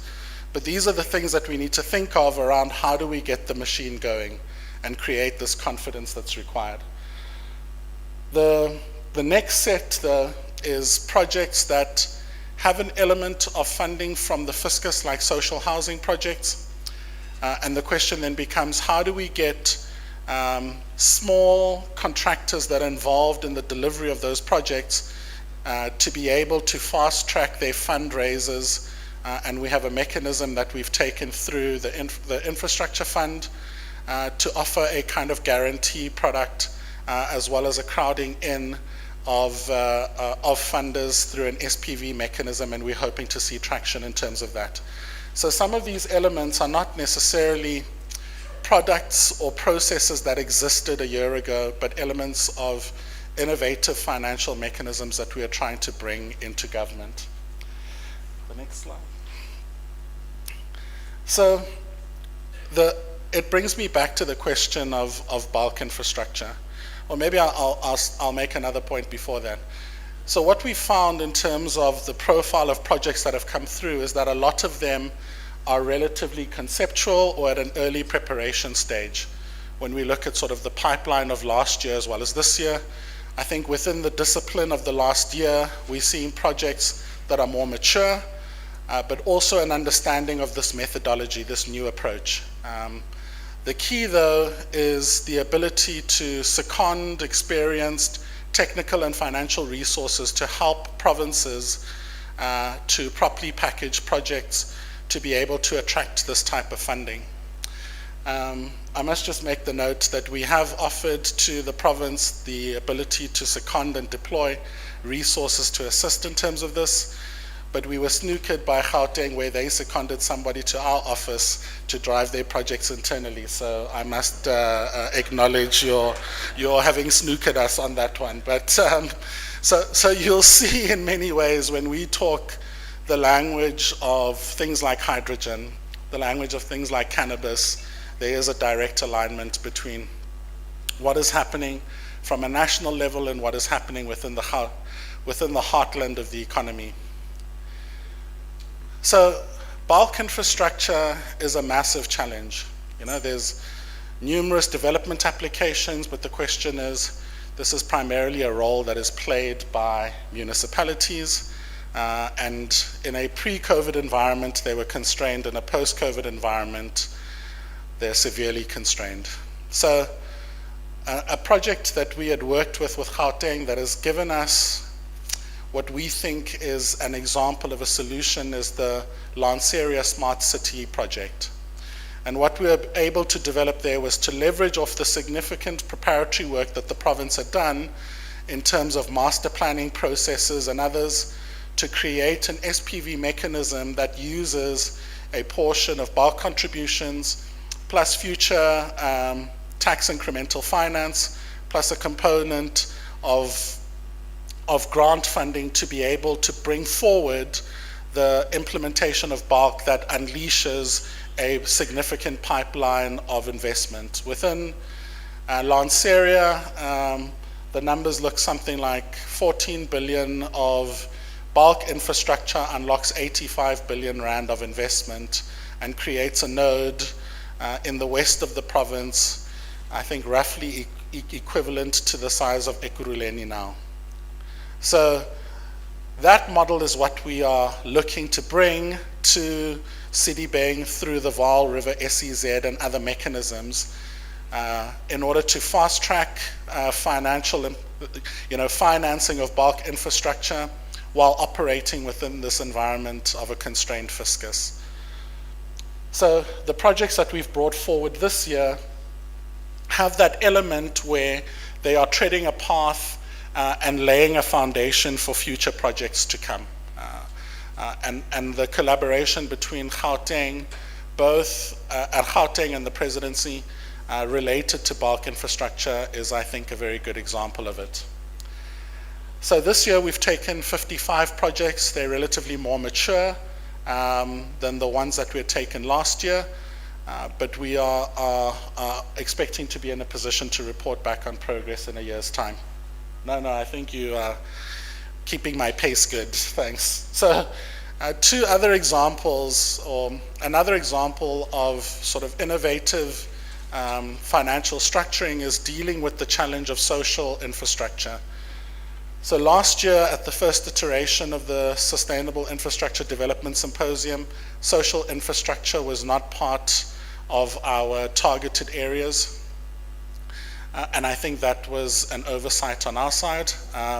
But what it requires, though, is more innovative thinking around structuring, because it doesn't have the ready stream of revenue associated with it that can allow for clever financial mechanisms to be brought to bear. But the need is significant. We have a backlog of something like over 3,000 schools.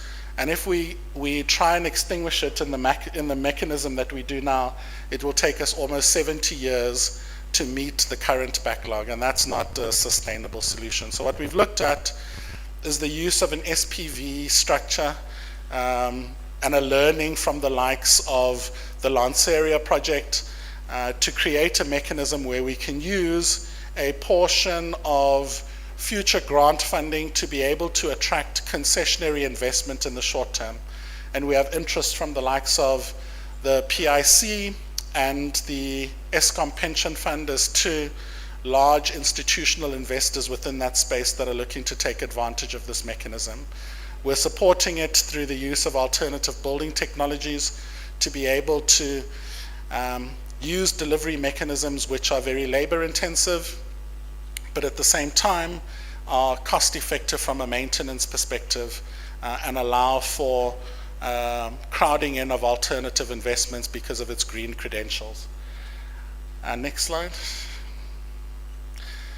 This is an example of some of the pipeline projects that the Infrastructure Fund has. Maybe just to explain the relationship between Infrastructure South Africa and the Infrastructure Fund. We are effectively the front end of the Infrastructure Fund in terms of properly packaging and preparing projects such that the Infrastructure Fund can invest in them. And their mandate primarily is to offer a blended finance solution that crowds the private sector in. So we're not looking to do all of the heavy lifting ourselves, but we're willing to take the initial risk that allows the private sector to crowd in, and these are some of the areas. My second last slide, the next one, next one. I remember when I was growing up in Orlando, there was next door. I was trying to explain to my daughter the other day what next door is, but she didn't get that. So this is my next slide.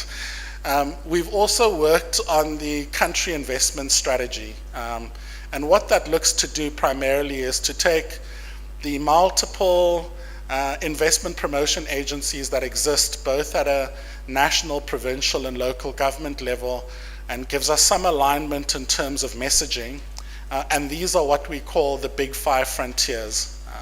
So the first one is green hydrogen. The second one is digital industries. The third one is SEZs, and using the SEZs to anchor investment. So the messages around the Vaal River SEZ and the formation of large-scale, rather innovative SEZs within this area. I don't think it's sort of come out that one of the things that is being looked at within this area is how you have multiple location SEZs, which distribute that infrastructure, are things that we look to support. We also have industrial cannabis, because I believe there's some proponents of that within the House. And then also, how do we utilize elements of ESG funding to be able to attract in patient, long-term concessionary capital. So as you can see, I mean, this is a very nice dovetail, I think, into the Premier's speech, because there's significant alignment between our focus areas and that of the province. I'll just take 2 minutes quickly to talk, and I'll use the next slide as my mechanism to do that, to talk about hydrogen. So when we talk about the reindustrialization of Sedibeng and this area, and we talk about SEZs, the question then becomes, but what is the vector, the stimulus for that reindustrialization? As the Premier said, you can try and build alternative industry, you can bring housing and social housing, but if there's no jobs and nowhere for people to work, the question then becomes one that's rather mute. So one of the elements that we've seen as an opportunity for the reindustrialization, not just of Sedibeng, but as the country as a whole, is green hydrogen. And maybe let me explain sort of what green hydrogen is briefly. So green hydrogen is a emissions-free energy source which is formed from taking a water molecule and splitting it using electrolysis into the hydrogen and oxygen component, not primarily, powered by renewable energy. And it's a very energy-intensive process. So the advantage of the Northern Cape is its significant renewable energy endowment. But in that story, we are behind the curve. Maybe I'm going to stop using that line, because I saw last week at the SIDS, the president says, we must stop being behind the curve and move ahead of the curve. So how we move ahead of the curve in that story is by talking about South Africa's unique positioning. And our unique positioning is we are a hub of technology through the likes of Sasol and others, and in this case we're talking the proprietary Fischer-Tropsch process, which can take hydrogen and turn it into power fuels. We have renewable energy, we have water, we have a massive coastline. In Gauteng, you have your acid minage drainage challenge. But the key one really in terms of our story is that our positioning to help decarbonize the industrial world through the massive deployment and generation of green hydrogen has an element of facilitating local decarbonization and the repurposing of existing industrial assets. And that really is our positioning relative to Chile, relative to Morocco, relative to other parts of the world that can put their hand up as a future export hub. And it becomes the vector of how we attract back heavy industry and reindustrialize the country off of the back of this new energy paradigm. So I was very encouraged last week around the announcements by the Northern Cape Provincial Government of their MOA with Sasol. But equally importantly, and that's from Northern Cape as a generation hub, but the one around local decarbonisation, and the one that is most exciting is the Gauteng Provincial Government's MOA with Sasol around local decarbonisation, local reindustrialisation, and the reskilling of our people to be able to take advantage of this new economic paradigm. I could talk about this for 5 more minutes, but I think I'll leave it at that point and look forward to the private sector parties' contributions around this particular area and how potentially we can continue to assist them. Thank you very much, Program Director. And a round of applause for my partner here in crime.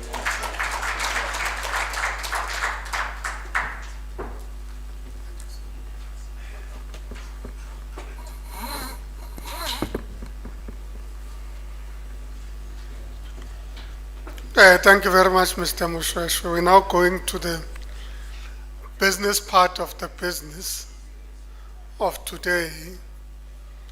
And I'm told when it comes to speaking time, business is a lot more efficient than government. I don't know what else they are more efficient at, but certainly when it comes to speaking time. To facilitate this process would be Tanya Cohen. I should say PPGI has become an integral part of the partnerships that have evolved between business and government, and indeed in the province of Gauteng. They've become an integral part of the work that we do. At this stage, Tanya, please come to the podium and facilitate this session on our behalf and on behalf of business and all role players in the room today. Thank you very much.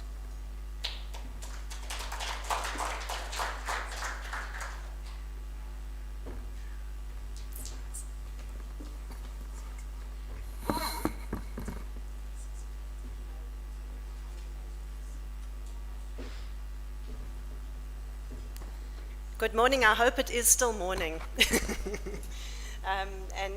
Greetings to everyone, Premier. Thank you, Program Director MEC Tau, dear Majola and Executive Mayors, our diplomats that are with us, and business people. And I'm going to cover myself with all protocol observed. Thank you very, very much for convening this session. And I think that we've had a fantastic introduction, particularly Premier, in terms of what the vision is for Sedibeng. And what we're going to hear now is really about what the business opportunities are. And I think the province and the whole of government, together with the DTIC in terms of national government as well as local government, has been working really hard in bringing these opportunities together. And I think what we're seeing is really the start of a very different way of working. What we're seeing is that the private sector is partnering with government, and we're seeing that there's an implementation focus, which I think is something that we've been looking for a very, very long time. So this session is really about how do we showcase and how do we give some visibility on what those opportunities are, and then most importantly, how do we use it as a catalyst for investment and to mobilize action and to unblock those inhibitors. So I'm not going to be doing the speaking. We've got a fantastic list of people that have been put together with projects that are actually at a stage where they're ready, they're mature, and we're going to hear from them. So the first one is from Sasol.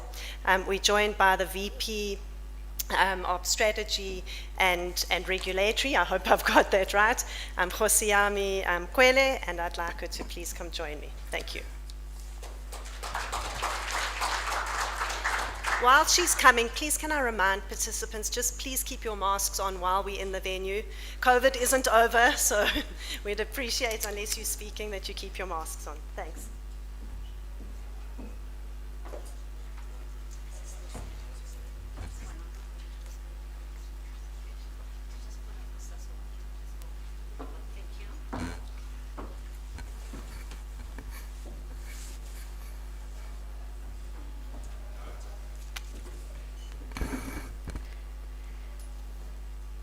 The Premier of the province of Gauteng, Mr. David Makura, Deputy Minister of the DTIC, Mr. Fikile Majola, Excellencies, ambassadors across the diaspora, I understand, Premier and MEC from your introduction, the MEC for Economic Development, Agriculture and Environment, Mr. Pax Tau, members of the Executive Council, to the rest of the MECs, your Excellencies, Executive Mayor of Sedibeng District, Councillor Lerato Maloka, the leadership of the local government, and to all the distinguished guests, ladies and gentlemen.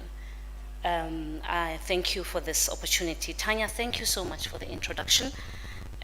Really acknowledging the continued contribution that the PPGI really embarks on for the country, and just acknowledging you for that. But it is my pleasure here, colleagues, to just really say thank you for the opportunity, especially with the fellow panelists that are very committed. Premier, I can assure you that given the robust discussions that we're having beforehand, trust me when I say that the energy is there from business. We're just ready to actually do as you've actually challenged us. But I would like us to start off just by acknowledging the objectives of today and echoing the sentiments shared on the importance of regenerating the economy of this very historic industrial heartland, as the MEC so passionately put it, anchored by investment critical to catalyze the development of the Vaal River Smart City and Special Economic Zone. Now, colleagues, you've heard the transition to a lower carbon economy presents a massive opportunity for South Africa to reindustrialize and drive sustainable and inclusive growth.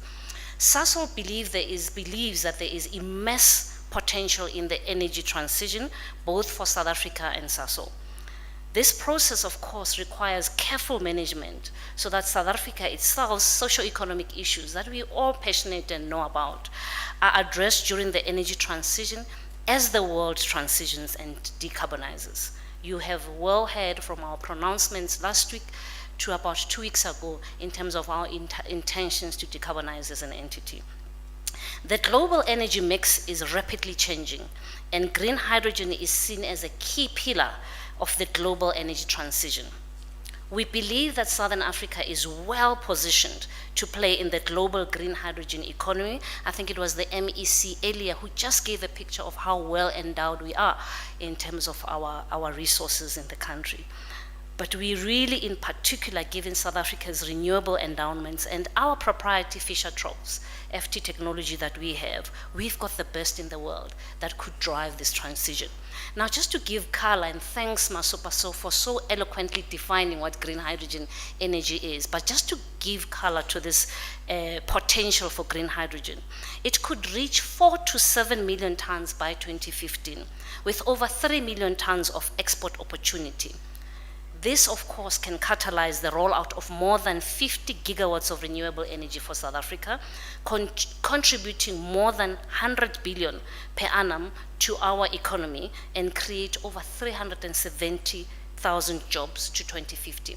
Now, Masopa, you disappointed me a little bit earlier because you normally say this is the new oil of the future, and this is exactly where we are.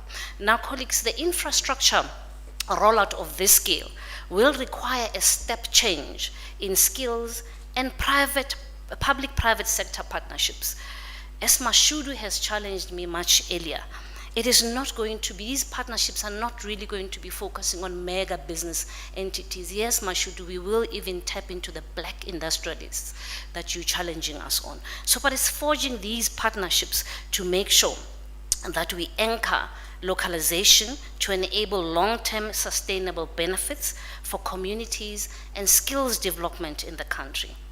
In line with the country's decarbonization agenda, Sasol has announced its ambitions to be net zero by 2050. Now, to anchor this, we have set ourselves a 30% reduction target of Scope 1 and Scope 2 emissions by 2030 2030. Now, this is well beyond what is required to achieve our nationally determined contributions commitment. You're going to hear a lot of these jargon as we go into the COP26 going forward. This will be done through a mix of process and energy efficiencies, investments in renewables, and a shift to incremental natural gas as a transition feedstock. Now, I was challenged once again, Premier, as I indicated, the robustness of the discussions beforehand. I was challenged that Sasol is the biggest polluter. I did not agree, but instead I then rolled out and shared some of the intentions as Sasol that we really hoping that we will roll out to ensure that we decarbonize. Beyond 2030, green hydrogen and sustainable carbon will be critical to achieve our net zero ambition as the economics of these technologies improve. We're not there yet, but we're getting there. Sasol has been engaging with others in industry and government to develop a hydrogen economy in South Africa. You may have heard earlier from the MEC and the Deputy Minister in terms of the hydrogen valley that we're really trying to establish. The country is in the process of advancing several catalytic projects to develop both local and export opportunities. Mr. Moshosho mentioned and listed a few of those. But as part of our approach to developing the hydrogen economy and to realize our vision, which is currently prohibitively expensive, we are engaging and collaborating with a multiple of entities to develop the economy. We have established several partnerships, including the Central Energy Fund, the IDC, Toyota, Imperial, and other critical players that I would not list, but you have seen in the presentation that Mr. Moshosho put up. But critically for this particular audience, it is important that we really announce and share with you that we have signed an MOU with the Gauteng provincial government to drive reindustrialization through green hydrogen, focusing on special economic zones.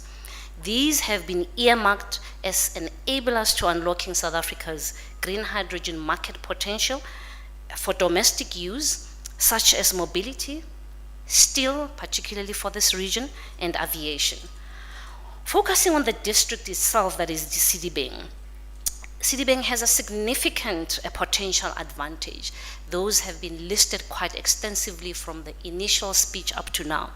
But in terms of maximizing value creation and fostering economic development to supply to market, identifying where these critical opportunities for domestic use industry along the value chain is very, very key as a key enabler. Deployment using green hydrogen with a potential phase-in of grey hydrogen, which we are as Sasol currently producing.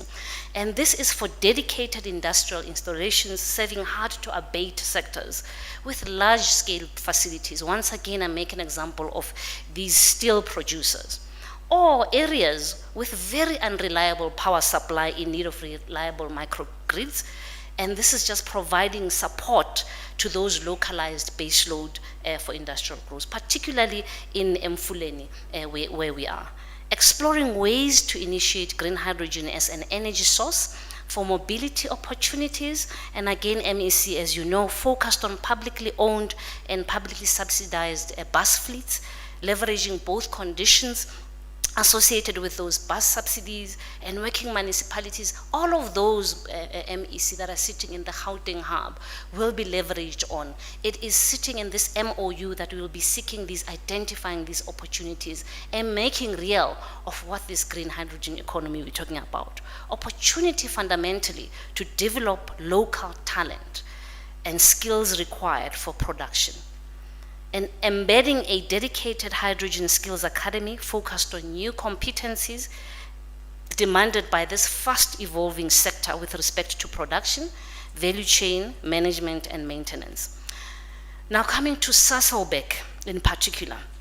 Sasol is aiming to produce green hydrogen at scale. Yes, it is Sasol indeed. It is aiming to produce green hydrogen at scale. Now, I think we were challenged in terms of don't talk, it is too far-fetched, it is at the end. But we are aiming to produce this at our existing facility with our existing brine electrolyzer plant, which is already there, within the next 18 months by integrating some of the renewable energy into this facility. Once again, Premier, as you said earlier, these catalytic projects are not too far end. 18 months is around the corner to 2023. Now we're talking here a 10 megawatt solar PV project, which is being developed in Sasolburg. And the aim is to increase this 10 megawatts to about 60 megawatts intake, which will enable production of more than 1.2 tons per day of green hydrogen. That is quite significant. Now we do have this first mover advantage, and we're using it to anchor demand with 5 use cases. From an industry perspective, we're looking at green steel, as indicated before. We're looking at industrial processes like heating, mining. These are the use cases and applications that we'll be applying out of the production facilities and intentions that we've laid out. Heavy duty transport, looking at mining and commercial, long-term backup power. I'm sure ESCOM is here, I've seen Tato, and there are collaborations in that space to see how we then leverage on all of these opportunities that are coming out of the green hydrogen production. Transport, we're looking at aviation sector here, and export. Multiple use cases. Northern Cape has been mentioned in terms of our export hub that we're trying out in terms of the MOU that we've signed with the Northern Cape. But as Sasol have indicated, we already supplying this green hydrogen, and therefore we have a customer base.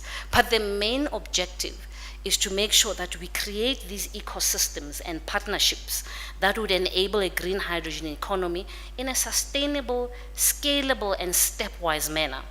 As stated before, we've already started creating these partnerships and ecosystems with the likes of Toyota, Imperial, others, but with potential funders as well, like the IDC, KFW, etc. I mean, that is not closed off completely, and we're still continuing to engage. What will be critical is creating these value chains, such as fuel cell production. Mitochondria is here, and some of the challenges that I've received, a green steel manufacturing, renewable energy, and automotive components, and backup power. All these are industries we believe are very integral and that we can use and develop in different SEZs to foster this localization that we're talking about. In order to activate this opportunity and realize the vision, we believe that the following are very critical to enable green hydrogen economy. MEC, you have challenged me before and said, business, as you come in, tell us what it is that you need that could unlock or interventions or key enablers to make sure that you deliver these. The list is not endless. However, collaboratively together with yourselves, we're looking at integrated incentives, enabling national incentive structure, including carbon tax, that drives decarbonization, attracting funding, and in the process, ensuring this just transition that we're talking about. Green financing, attracting FDI, and international development institutions for urgent access to this green finance that we're talking about, especially for that ready-to-go, shovel-ready catalytic projects that the MEC talked about. Regional collaboration and partnerships, collaboration on just transition approaches and opportunities with Sasolburg-linked opportunities, but also potentially to unlock new value chains and economic activity to move district and the country forward.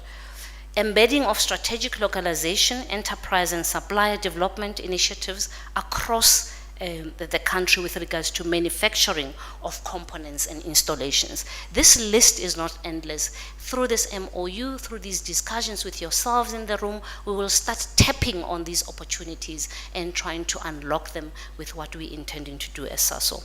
I wish to extend our sincere appreciation at this stage, Tanya. I'm fully aware that you're mindful for time, but for the trust and confidence that the Premier and the MEC Park Stau's office, the Gauteng government, and the IDC in particular have placed in Sasol. We wish to reaffirm our commitment to achieving our joint vision for South Africa, and the Vaal and Sedibeng district in particular. We are this place, we are tenants, we are the soul. We believe as Sasol that we are really entrenched in this, and it is in our vision to make sure that we see this growth and this vision that you've set out. Our distinctive competitive advantages, our iconic brand, and deep capabilities in running complex value chains play to the energy transition era that we're talking about.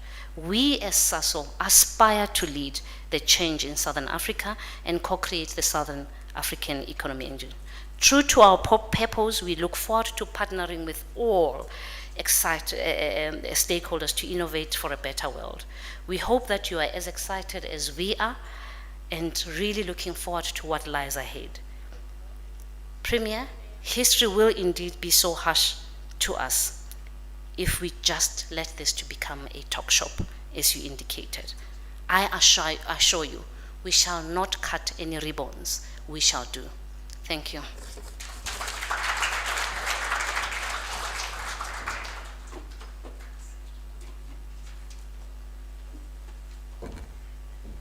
Thank you so much, Khosi, and thank you, Sasol, because I think it's such a show of confidence that they are already moving in and they're going to be in production already. 2023 Premier, you're going to be back with the shovel and the ribbon.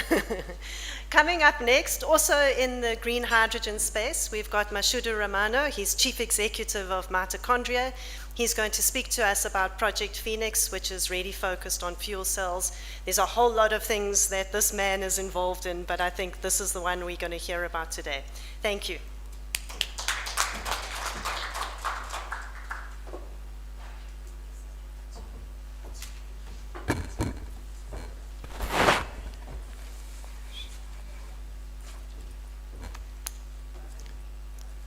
My daughter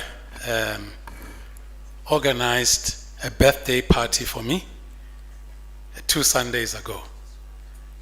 And I said to her, at my age, if I drink wine, I'm going to have something called uric acid increasing in my blood. And she said, no, Dad, please just have it. So that's why I'm limping coming up here. Good afternoon.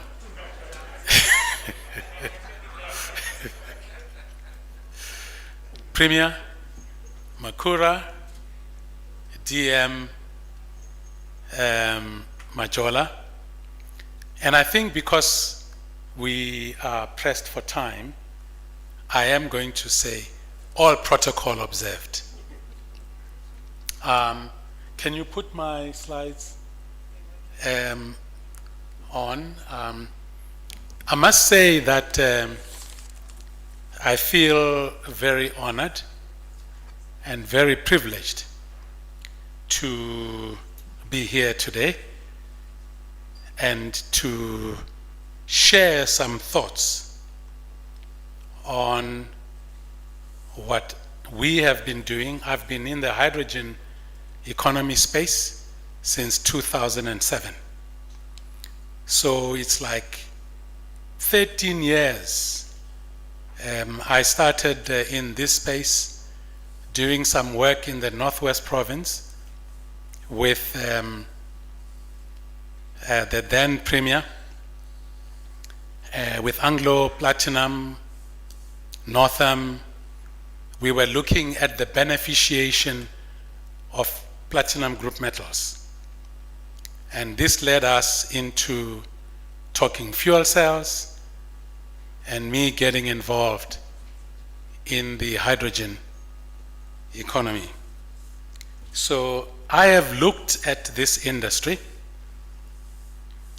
the energy industry, the hydrogen industry, quite seriously. But let me first say that Mitochondria Energy Company, and mitochondria is not just the name of the energy generation unit inside each and every cell in the human body. So there are 50 trillion cells inside our bodies, and each one of those has got its own power generation plant, and that power generation plant is called mitochondria. So when I use the name mitochondria, I'm talking about the future system of power generation, which will be decentralized, distributed, and networked. So it's a prophetic name describing the trend of how the energy transition has been happening over the past 200 years. So the project that we're talking about is aligned with the Gauteng's vision. Next slide.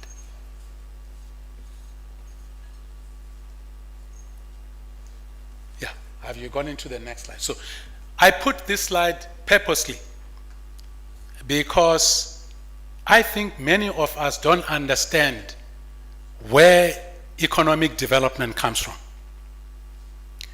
And I spent 40 years trying to answer the question, why is it that African economies seem to be deindustrializing and economies in the East, in South Korea, by the way, South Korea was half the per capita GDP of sub-Saharan Africa in 1973. But by 2007, South Korea's economy was the 14th in the world. Since 2007 to now, the economy of South Korea is now number 10 in the world. So they have been growing while we have been deindustrializing and not growing. And the reason is that we don't understand that the economy derives and comes out of the elements of nature. It comes out of the periodic table. So we're talking hydrogen today, and hydrogen is the first element in the periodic table.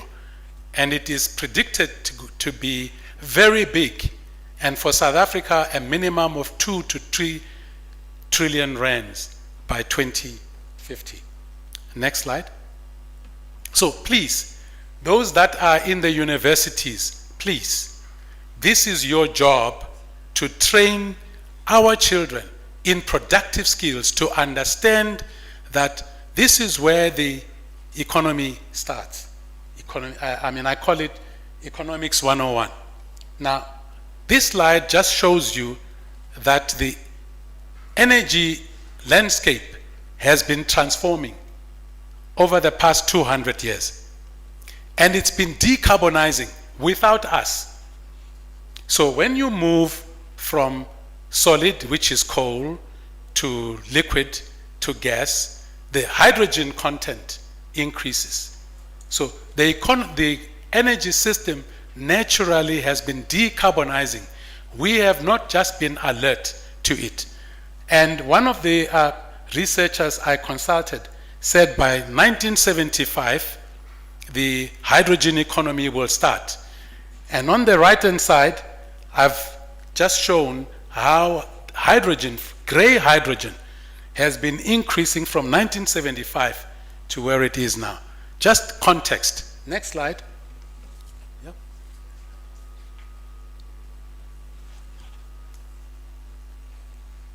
Can you put the next slide, please? I won't dwell on that, just to show hydrogen economy is big. It is not small, it's huge. Next slide.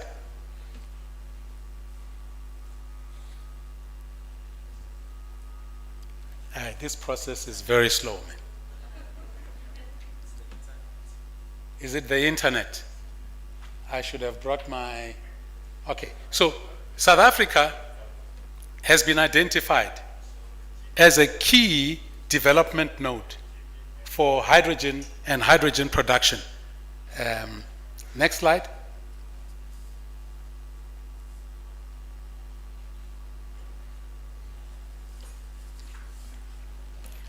So now, what we are proposing to the Gauteng government is to make the Vaal region a hydrogen innovation hub with green technologies. So I'm in the green technology space. I'll explain in a few seconds what we're doing. We are producing a technology called fuel cell technology. It's the most revolutionary energy generation technology in the world. From watt, very small, to multi-megawatt. It's a green technology. A lot of work has been done globally on the green technology space, and they estimate it will be a $200 billion industry. And I'm saying, as the Gauteng region and as the Vaal SEZ, we need to target at least a minimum of 20% of that 200 billion. If we target that 20%, that will be $40 billion by 2050. $40 billion is 2.5 times, no? Is it? Yeah. 2.5 times the size of the mining industry in South Africa. It is not small. And we need to work to get there. We starting off, my famous Chinese philosopher Lao Tzu says, a journey of 1,000 miles begins with the first step. So we're doing the first step, which is green technology, fuel cell manufacturing. We will do it here. We are very far advanced. Our own technology with global IP. Our own technology with global IP. And we're saying we should look at hydrogen production. Sasol is doing that. That's great. Reindustrialization, I've heard Sasol says they are doing that. That part at the bottom is something that I believe we don't pay attention to. So I did a study of university towns around the world, and I was shocked. The state of Massachusetts, this was in 2005, the state of Massachusetts, with 5 million people, has 60 universities. 60. And they have, then in 2005 when I did the study, I haven't checked where they are now, they were number 25 in the world in terms of the size of the economy. All they have is universities. So universities are key human capital development institutions. We underestimate them. And I don't have anything against religion, but I think we spend too much effort and time teaching our children to think about drinking angel's juice in heaven instead of getting them to manipulate the elements of nature. This is what our universities should be doing. We want to train next year, and we need to talk to the institutions that are located here, 1,000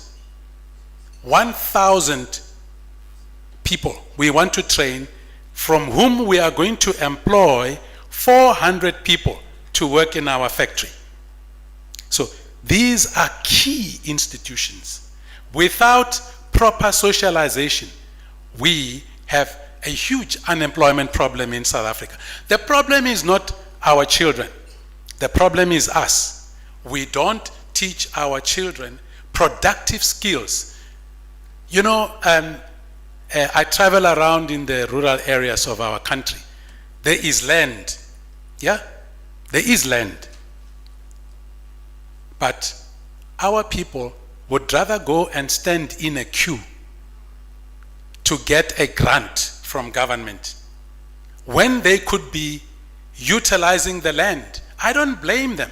We have not taught our people that land is a resource. Land is food. Land is everything. We haven't taught them that. So what they do, they go and stand in the queues to get a grant of 350 rands when they've got significant resources lying under their feet. My grandmother died at the age of 104.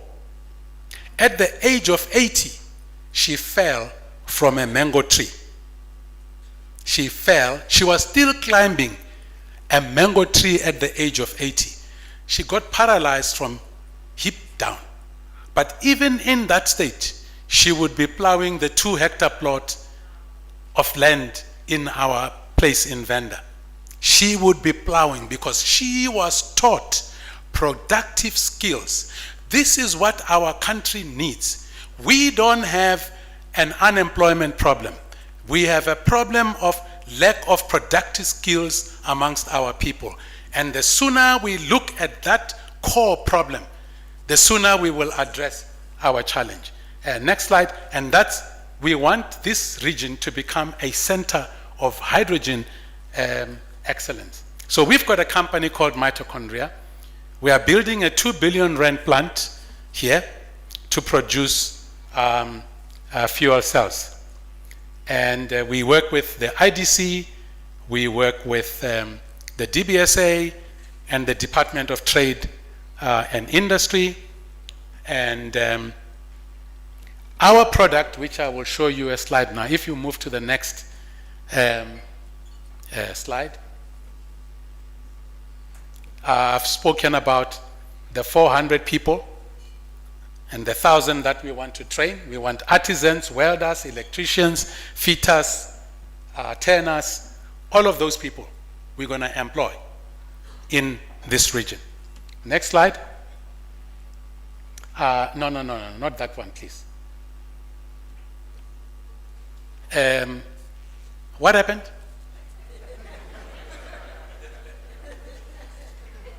Because I didn't send that slide.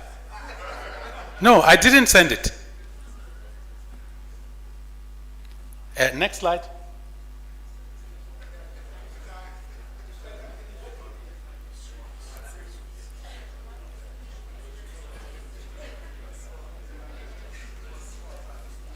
So what I wanted to show you is a picture of our fuel cell. Okay, so we are building what is called a fuel cell at 50 kilowatt modules. So this building will probably run at about 10 to 20 kilowatts. Our system would probably be a 3-story building, 50 kilowatt. But we are going to package them into 250 kilowatt systems, into multi-megawatt systems. This is environmentally friendly. If you use methane, which is natural gas, you get very little NOxes and very little SOxes, but no CO2. If you use hydrogen, it's completely 100% clean energy. We have not yet produced the first of this fuel cell, but we've already got clients in Europe. Yeah, we've got clients in Europe. Our first client in South Africa is Netcare. They've signed a PPA already for us to put a 3 megawatt system at the Netcare hospitals. And we want to work with the business communities in this region so that we create a world-class industry. We are very competitive. It's a new technology, but we compete with Eskom on their current increasing prices. So this is a global technology. We are positioning ourselves as an African product. We already are going to be doing some work in West Africa, and we are looking at North Africa. Europe, we've already signed some potential clients. The next slide. So what the Premier was saying, we are not talking, we are doing. It's taken me 13 years to get to this stage. We work with a global partner in Austria. I didn't want to say to Sasol that your Fisher Trough technology is dated. Honestly, I didn't want to say that. But I can tell you now that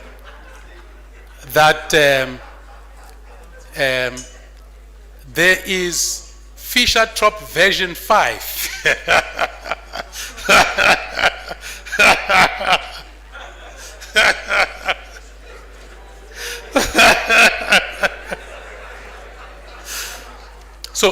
So I've taken enough time.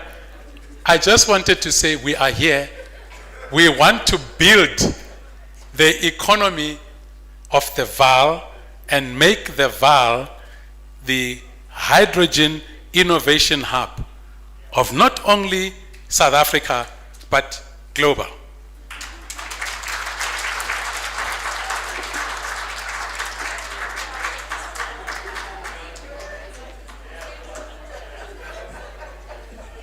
That's what we like to see, some healthy competition. Thank you very much, Mashudu. And just an indication, I'm joined here today by my colleague Zeng Imsamang. She's sitting at the back from Harambee Youth Employment Accelerators. They also work very closely with the province and with ourselves in terms of how do we find those opportunities for youngsters and bring them into work as quickly and efficiently and as fairly as possible. So all the projects that we're going to see numbers from here, I think there's fantastic opportunities to link it into the SA Youth Pathway and to make sure that we are part of that effort to bring youth into employment. Coming up next, we've got the Vaal Cannabis Capital Consortium. Prof. Ben de Beer and Mark DuPont are going to be speaking to that. If they can please come forward, and while they're coming forward, you'll see that there's a similar type of information that is being provided in the presentations. The energy guys are a little bit of an energy on their own because they went on their own on their own methodology, figuratively and literally. But many of the investors that are here today are going to speak to specific issues. You're going to see what the project's about. You're going to see what the investment value is, what the employment potential is, and most importantly, what are those problems that we need to unblock and that we need government's support on. So welcome. Thank you.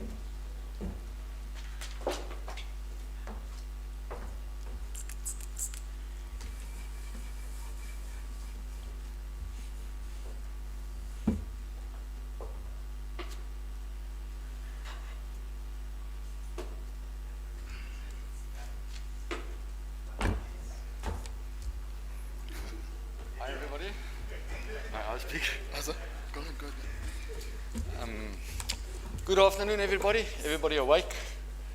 I brought a bottle of wine for the Premier. I hope it's still here. As I listened to the previous speeches. Good afternoon, everybody. All protocol reserved. Hi, Premier, MECs, delegated guests. I had to do that because if you associate with cannabis, you know, it was like flying, coming in high. So it's not just for all the haters out there. We're going to start with the presentation. And today, because of time, I don't want to bore you with a lot of statistics and stuff like that. So I'm going to get straight to the point. Background about cannabis in South Africa is it goes hundreds of years ago. I can't say I've been in cannabis for 25 years because I'll get into serious trouble. So let me say 4 years since I got the first permit. Everybody out there that's listening. Mark and them has been in cannabis for much longer. We started approximately 4.5 years ago. We got our first permit. Started with hemp production in South Africa. If it's okay with everybody, I'm going to take my mask off. Thank you very much. Thank you. We started with the first hemp permit about 4.5 years ago. Then luckily with the South African government and with the Zondo Commission with the ruling, cannabis licenses came out. We applied for a cannabis license. It was a long and bumpy road. We eventually got our license. Also what is very nice, about a year and a half ago, we had our Premier here that announced that he is for cannabis, but like he said, not for smoking, for medicinal. And where we were extremely proud when the Premier came to our site is when the Premier came there, that promise he made more than a year ago, it's a reality in Gauteng. Currently we've got about 60 patients. We do about anything from 10 to 12 applications per day, where the patient, you apply for a, you go to a doctor. Then what happens at the doctor gives you a prescription. We apply at SAPRA for a Section 21, and it's a long process, but there is a legal way of doing cannabis in South Africa.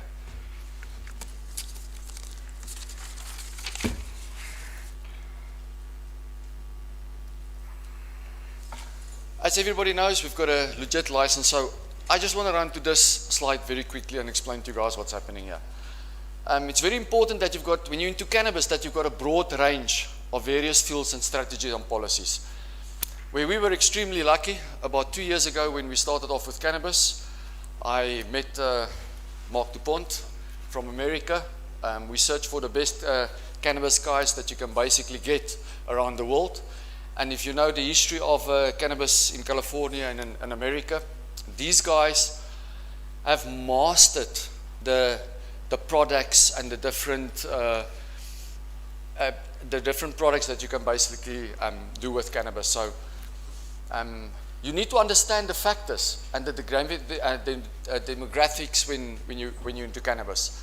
Which is very important with cannabis, like I said, in South Africa, is yes, everybody wants to grow cannabis and you want to sell cannabis.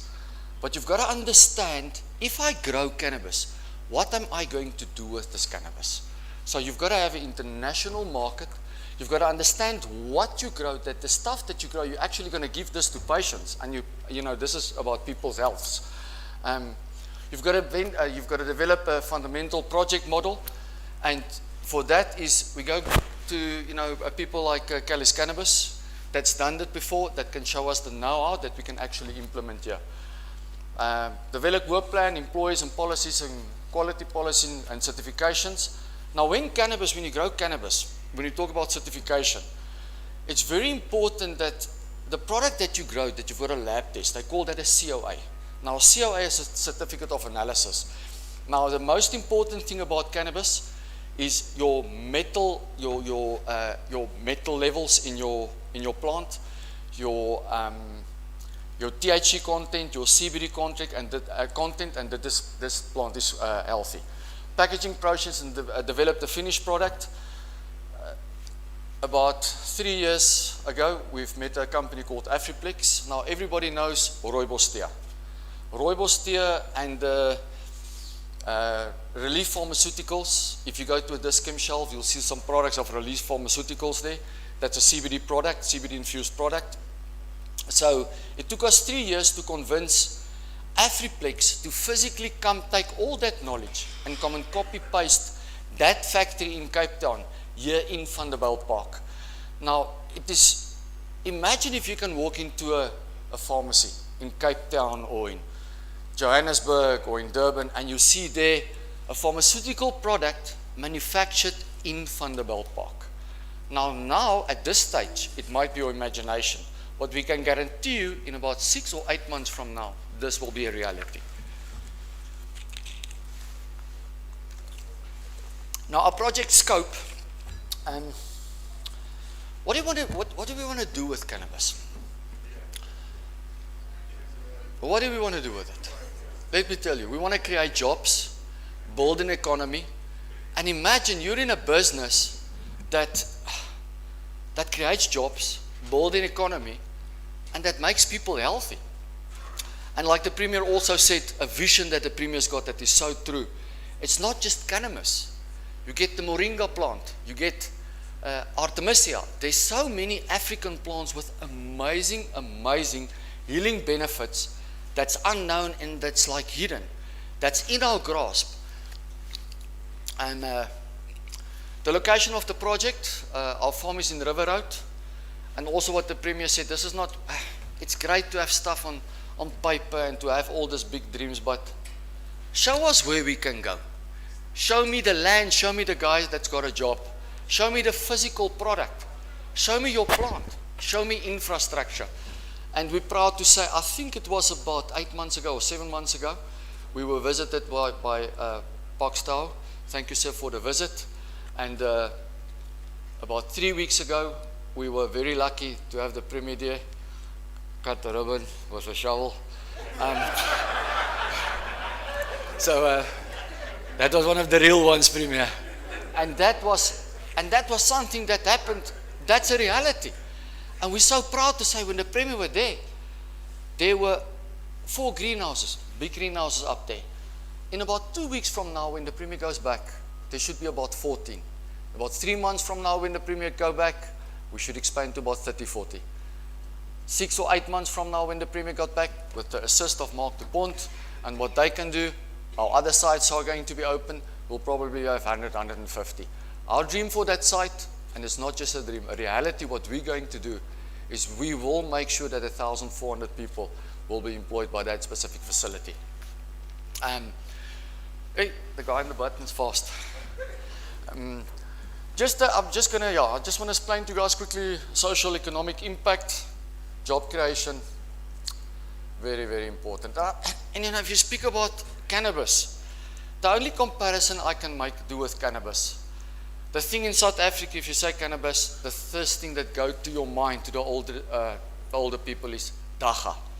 Now let me explain to you what is dagga, and this is how we see basic dagga.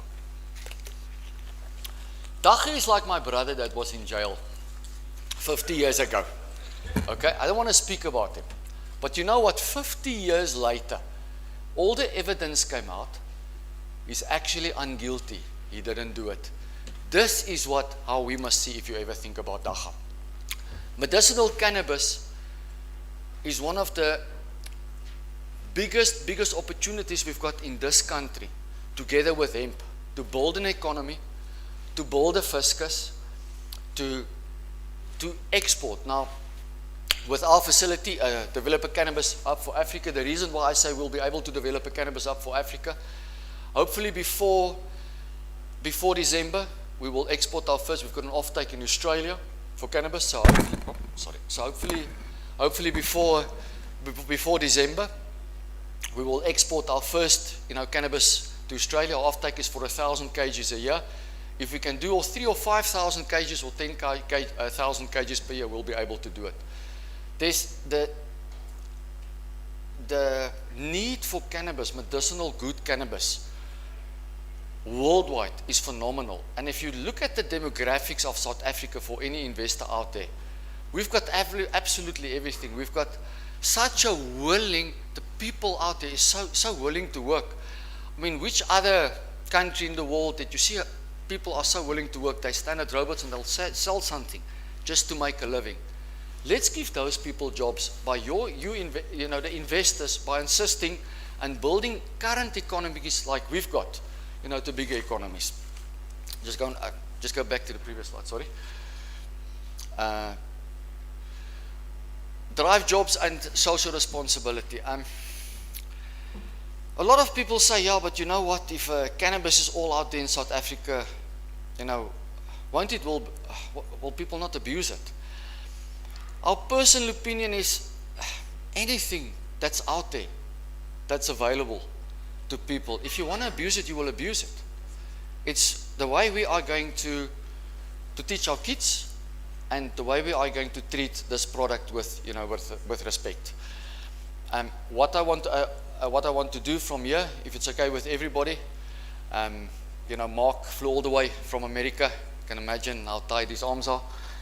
Mark, if you can just maybe speak to everybody. And this is Mark de Pont, and thank you very much for speaking to you guys. Thank you very much. Thank you, Premier. Good afternoon, everyone. With all protocol observed, I want to thank everyone for allowing us to speak and hosting this event. I am the Executive Officer and Chairman of Cali Cannabis. We are an African-owned company currently operating in 3 U.S. markets, California, Nevada, and Oklahoma, which is the fastest growing market, a medicinal market in the United States, with 8,000 cultivators, 1,200 processors, and about 2,500 retail facilities. So to put a little context into what Prof. DeBeer is talking about here, our goal as the VAL Cannabis Consortium is to put together a group of local industry experts and partners so we can roll out our cannabis vision here in the VAL. The goal for us, let me see if this will work, please, guys. There we go. Our project is divided into 4 phases. In the first phase, as you can see, our intent is to cultivate 25 hectares of outdoor control units, climate-controlled indoor greenhouse facilities, as well as manufacturing processing facilities. We believe we can create 1,200 jobs in this first phase, from entry-level skill all the way up to executive-level opportunities. In phase 2, 50 hectares of outdoor facilities, climate-controlled greenhouse, indoor, and we believe we can create an additional set of jobs with that.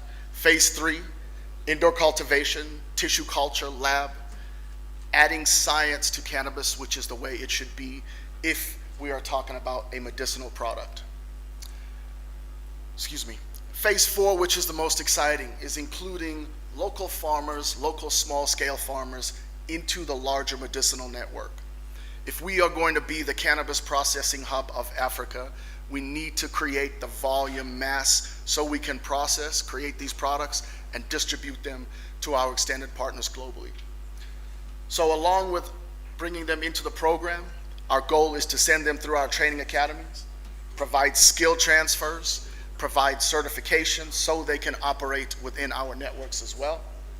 And hopefully, if that program is successful, it will lead these farmers to business ownership and eventually land ownership and stakeholdership as well.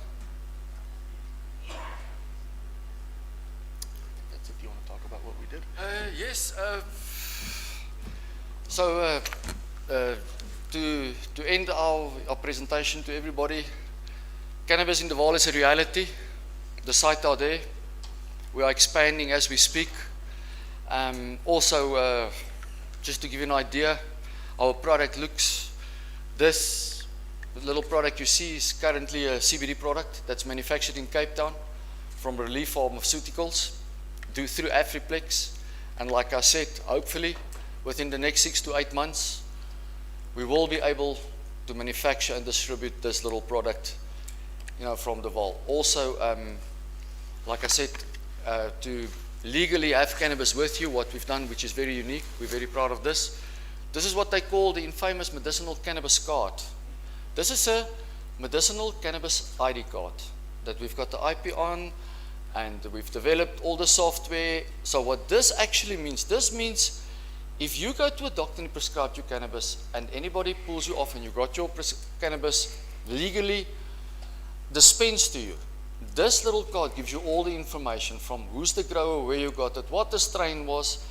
So to make a long story short, I think from what we would like to ask from the Premier and our, in Gauteng, and I think I'm asking this on behalf of all the growers and licensed facilities in South Africa, which we hope there will be plenty more, that Gauteng will help us with the regulator to ease the process, that we can get this phenomenal products into the hands of the sick people that's out there that do not want to use opiates.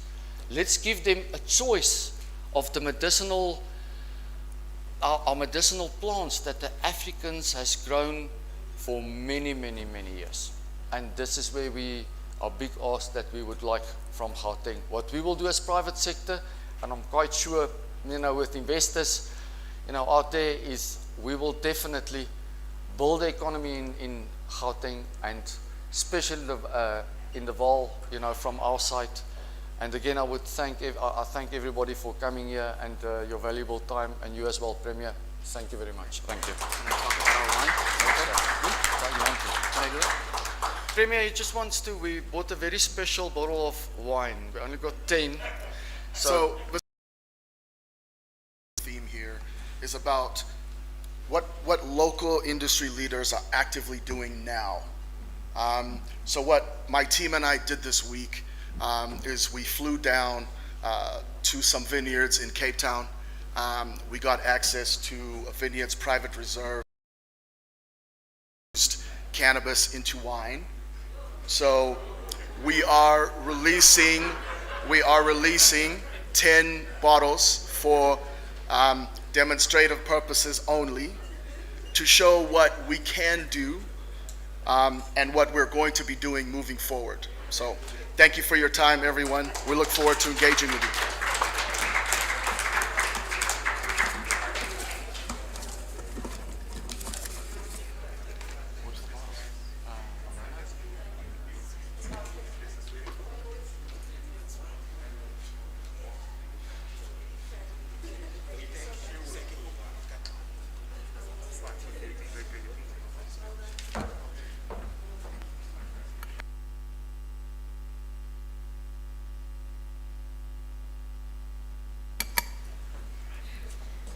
Yeah, so we're worried about the wine, we're worried about the cannabis, we're worried about the gifts, but we're going to show you what it is so that there's full transparency.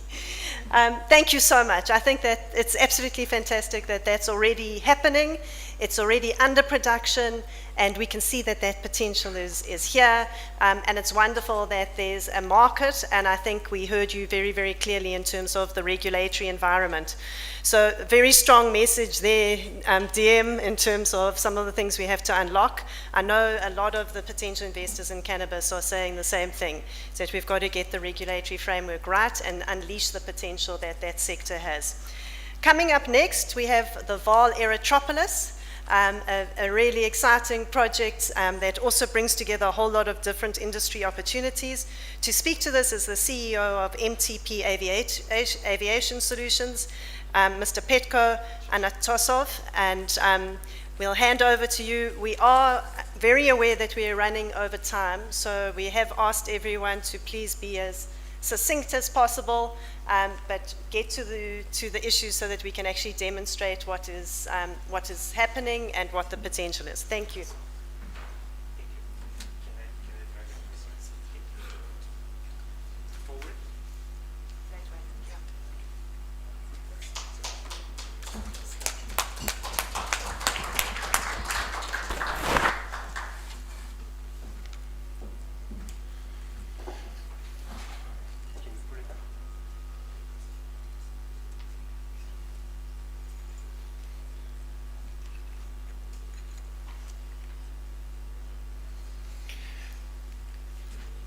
Honorable Deputy Minister, Honorable Premier, Honorable Executive Mayors, MEC, all protocol observed, and obviously the foreign representatives attending the session. After the speakers that we had before me, I feel very humbled, and I would like to say that there is two people in the audience that understand airports better as me, and one of them probably better than me, and that is my ex-chairman from airports company, Mr. Mashudu Ramanu. He has been my leader for a long time, helped us a lot, and set the company on the right path. That said, I would like to say that the project that we are presenting today is only one, which is called the Vaal Aerotropolis, due to the stringent criteria from the colleagues from the SEZ. We have been spending 4.5 years developing two projects in the area. The one is, as the Deputy Minister mentioned, the Sedi Aerodrome, which was given to us after tender participation, and the Vaal Aerotropolis is our private investment together with our partners from Vaal River City. So without further delay, I'll be very dry, if I can move this. Can we go to the next slide, please? Takes time.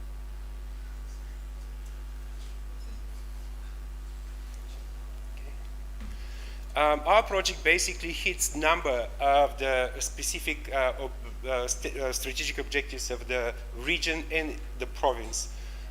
It is a transport and logistic project. It is a tourism and hospitality agri-food and agri-processing and value-adding chain, and basically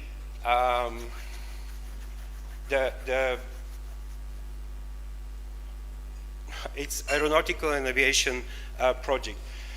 The project, I'll show you where is the location where we have purchased land and make land available. And we're based in Mfuleni, strategically situated on the N1 route going down to Cape Town, and obviously having the specific rail link attached to the plant Aerotropolis.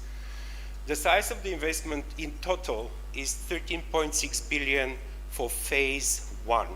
And I don't want to create confusion about the size and of the investment of the entire project, which is a 60-year master planned Aerotropolis. That is phase 1, is 13.6 billion. Duration of the project, usually it takes 4.5 to 5 years to complete such infrastructure. We are going to push to minimize the duration of the project up to 3 years, starting 2023, and I'll explain what we have done up to now. 3 years, Premier, not 2. Oh, sorry. Okay, can you move to the next slide, please? The project description, I'm sure that lots of people have heard the definition and what is Aerotropolis, but basically the airport is the heart of the development, and around the airport develops naturally airport city. In our case, we are going to even develop a specific agri-zone for the reason of not to end up in the constrained environment as some airports are at the moment. The agri-zone is going to be used and utilize the land that we are procuring, that it is not staying idle, and produces specifically goods amenable for air and export to feed the cargo terminal of the airport. And we've got massive interest already, and we have signed LOIs with people that are prepared to participate in the agri portion. One of the most exciting projects, Premier, is the export of live animals by air to specific countries in the Middle East. And as you're aware, around the world, there is a movement that all the transport of animals is going to be banned very soon by ships because of the conditions that they are kept into, and we'll provide such a facility on both developments, in Heidelberg and at the Val Aerotropolis. And that is just one of the things that I would like to mention. There is much more. Can you move to the next slide, please?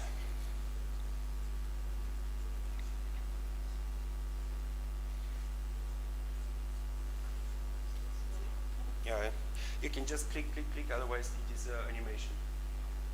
Just click all the slides together, okay. You can see the location. It is situated on the N1 in Mfuleni municipality. The main development zones of the project are basically the air platform, consisting of the long run of 60-year development plan with 2 parallel runways, passenger terminal of capacity of 7.6 million passengers initially, a modern cargo terminal with capacity of 150 tons per annum, and basically the trade zones which are going to be part of the special economic zone with the development. You can see the Agri-Zone 1, Agri-Zone 2, and the airport city. The project is included in the Sedibeng Special Development Framework, as you can see on the right. And you can move to the next slide. Back. Yeah. The cargo terminal, we heard the Premier talking about Tambo developing and putting cargo terminal in place. That's not going to be enough, point 1. Point 2, we are going to provide the most secure cargo terminal in existence. And how we are going to do that, Premier? And you're aware that the pilferage and the theft that is taking place at arrival at Tambo is unbearable. This is one due to the reason because the cargo is spread from Kempton Park to Boksburg. The authorities, the customs authorities, sometimes cannot even control the area. What we are going to provide is a cargo terminal that has no human presence in the warehouse. We have designed it, we've got the design, we're using ETV equipment.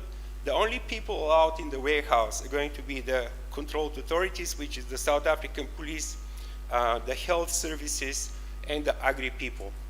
That is all that is going to be in there. And plus that, they will be well monitored, so we guarantee zero theft or zero pilferage of any of the incoming or exported goods. And that's only one of the features, but I think this is the most important, because if you look at the importance at the moment, the insurances are paying the premiums are going up, but the problem is that the customers are not receiving the goods, and that is the major stranglehold for the economy of the whole province. Trade zone, obviously we're going to create a trade zone directly linked to the cargo terminal with airside access to manufacturers, assemblers, and distributors, and all these people need to focus on goods amenable for transport by air. The airport city, I'll talk about a little bit more. And agri-zone, we are looking at climate-controlled greenhouses, packhouses, a tissue culture lab, which will assist the emerging farmers in the area, and providing the first air platform in Africa for export of live animals, as I mentioned.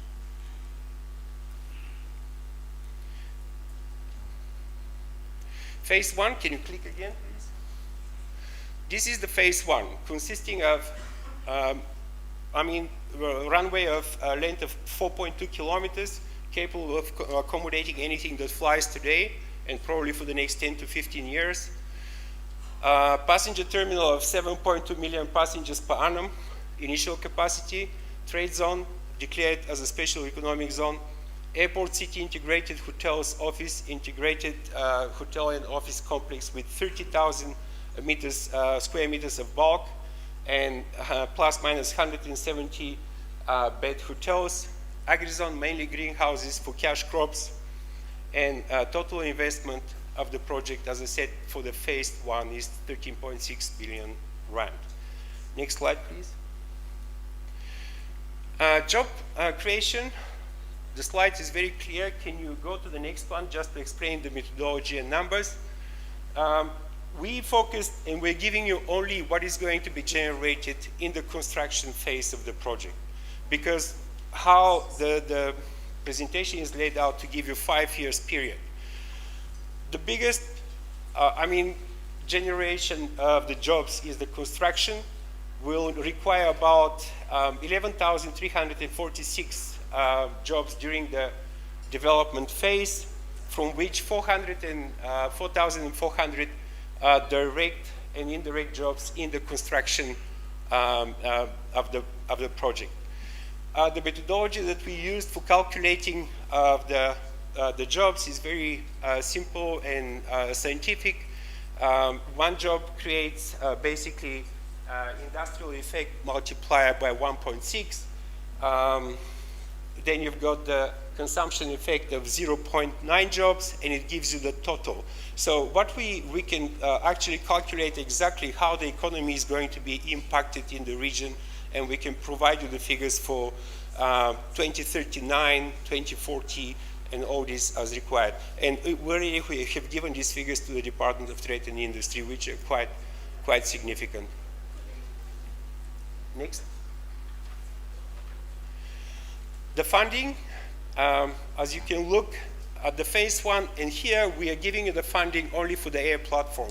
The agri-zone, the airport city, and the trade zones and other supporting facilities are not included, but we have already done the deal for the purchase of the land. We require lots of help from the government, and we'll speak on the last slide exactly what we need in regards of the land purchase. The construction preparation works will start next year, and that will basically about 1.7 billion. They're not running independently. They can run concurrently with the next phase. and some works are going to be done concurrently.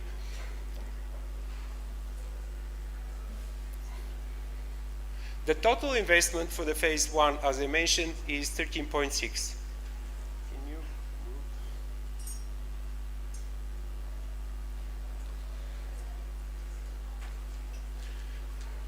I think that is the most important slide, and it's not coming up. That's where we need the support of the government and everybody else. I would like to thank to the national government, especially the Department of Trade and Industry, all the mayors from regional and local level.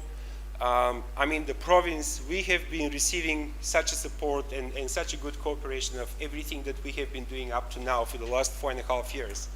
However, I want us to understand, and I miss the special economic zone units guys. They're also extremely helpful. I would like to point out that the critical point for us and for our 2 projects to succeed is the declaration of the special economic zone. Without it, ain't gonna happen. And we've got the finance secured with conditions. So please, if we can address this issue is thorny. And the second issue for us is the provision of bulk infrastructure, which we believe will be done.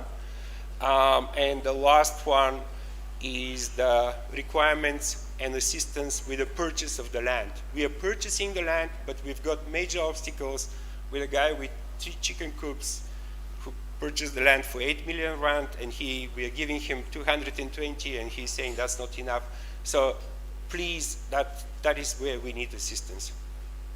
Thank you very much. I hope that I fit the tight schedule.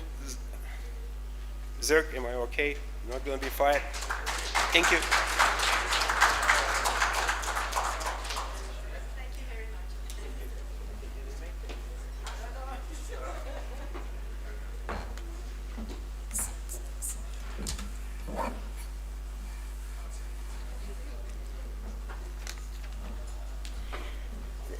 Thank you very, very much. And I think that those opportunities really start speaking to very integrated industrialization opportunities, which is, I think, what a lot of these projects are demonstrating. Over 13 billion for phase 1 investment. Jobs, I think we saw 11,000 jobs, direct and indirect, in the relatively short term. So really, these opportunities are fantastic. Coming up next, we've got the Vaal River City. We've got Sbu Botelezi and Howard Rawlings. I'm not too sure who's doing the presentation, but welcome.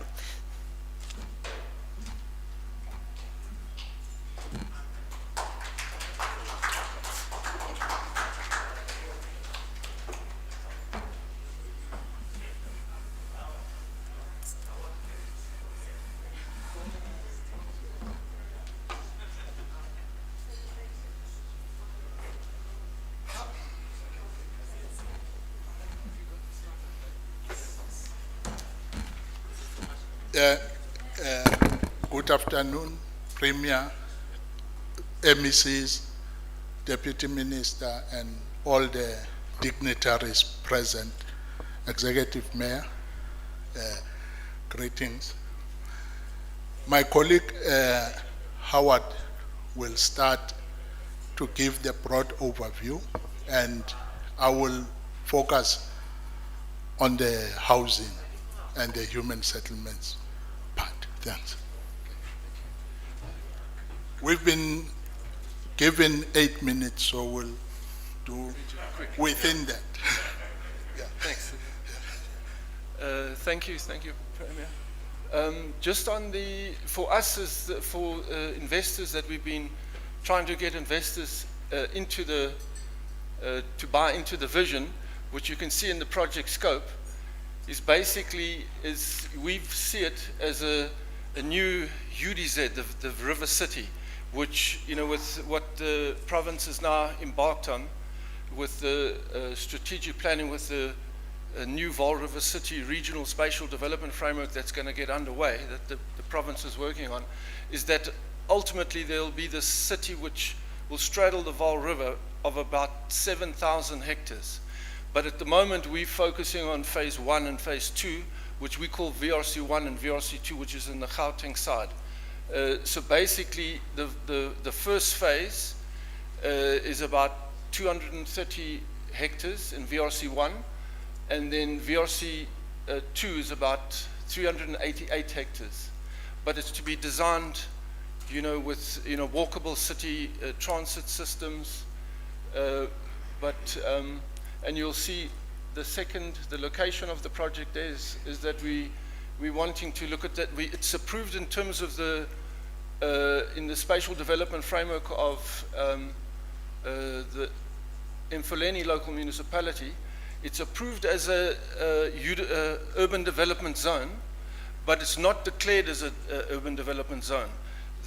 We still need the assistance of Treasury to declare what's marked up in the spatial development framework of Mfuleni to actually be physically declared, and then the rebates that can be offered to future investors.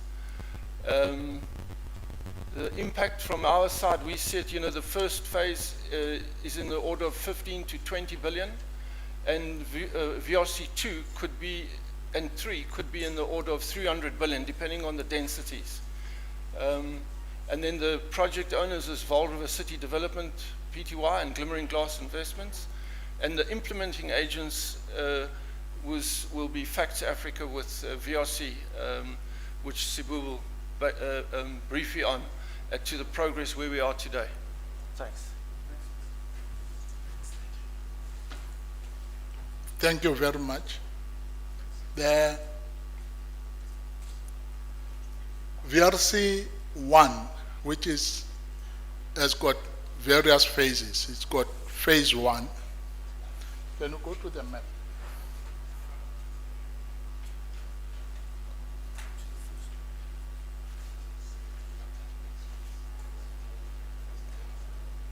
Yeah.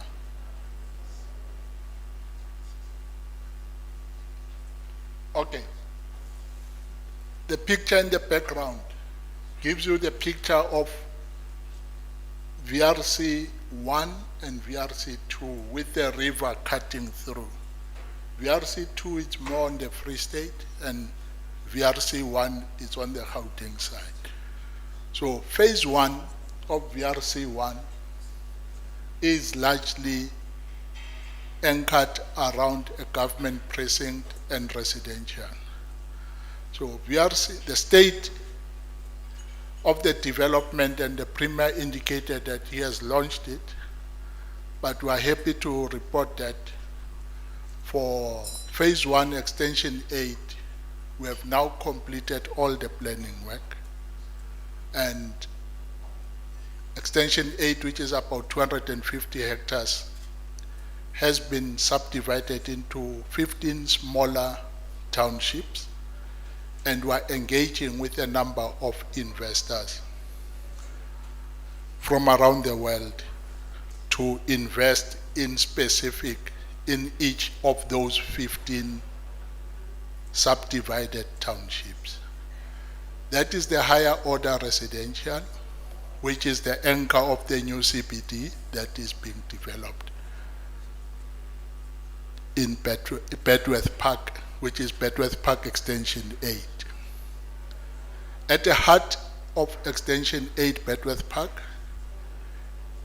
it's a government precinct which will house all government facilities, especially those that provide front-end interaction.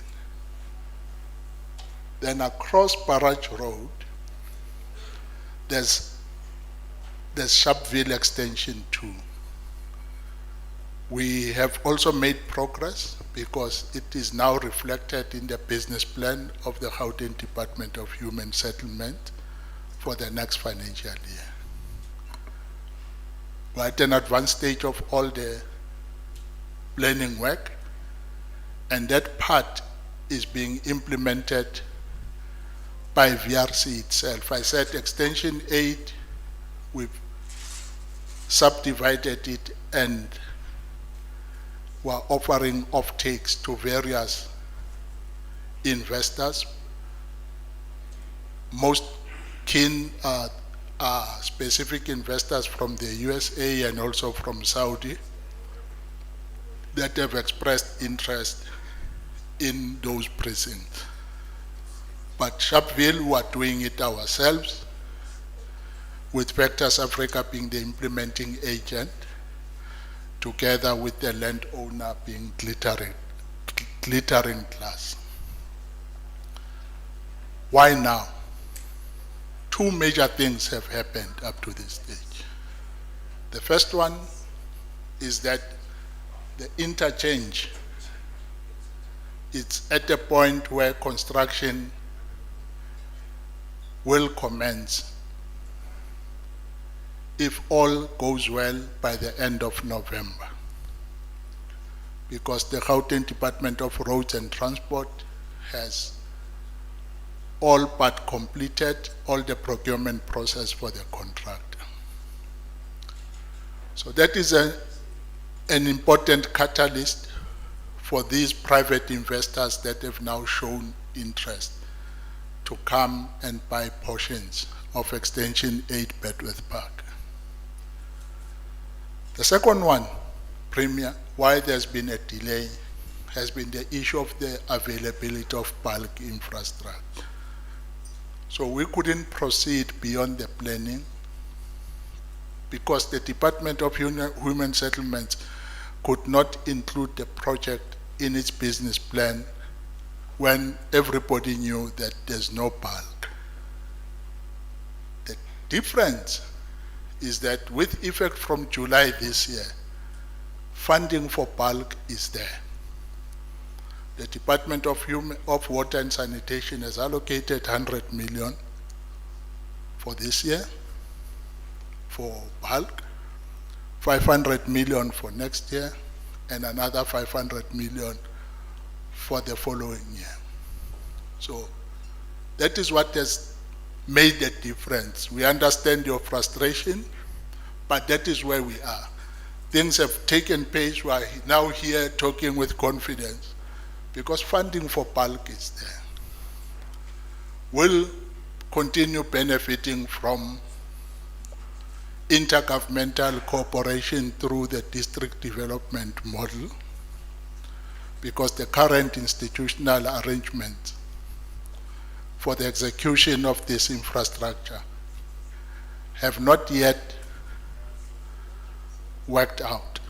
So I think the Deputy Minister is aware because we've zoomed into his office now to say, can you please help? But MEC for Kokta has set up the district development model to also respond to the same problem. But the money for bulk is there. Work is starting. I thank you.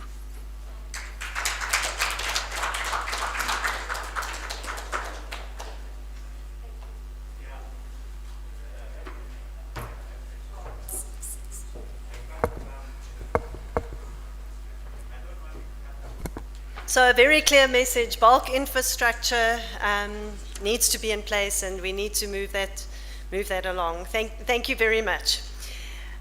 Project Xanadu, and while CEO of Mark Capital, Mr. Mark Naidu, is coming up to the podium, I think it's important just to note that we realize the program is running a bit behind time. We probably are going to have to cut a lot of the discussion time, so I'm just alerting you, and you're going to have to take the opportunity during the lunch break to approach anyone. But welcome, and we look forward to hearing the next presentation. Thank you.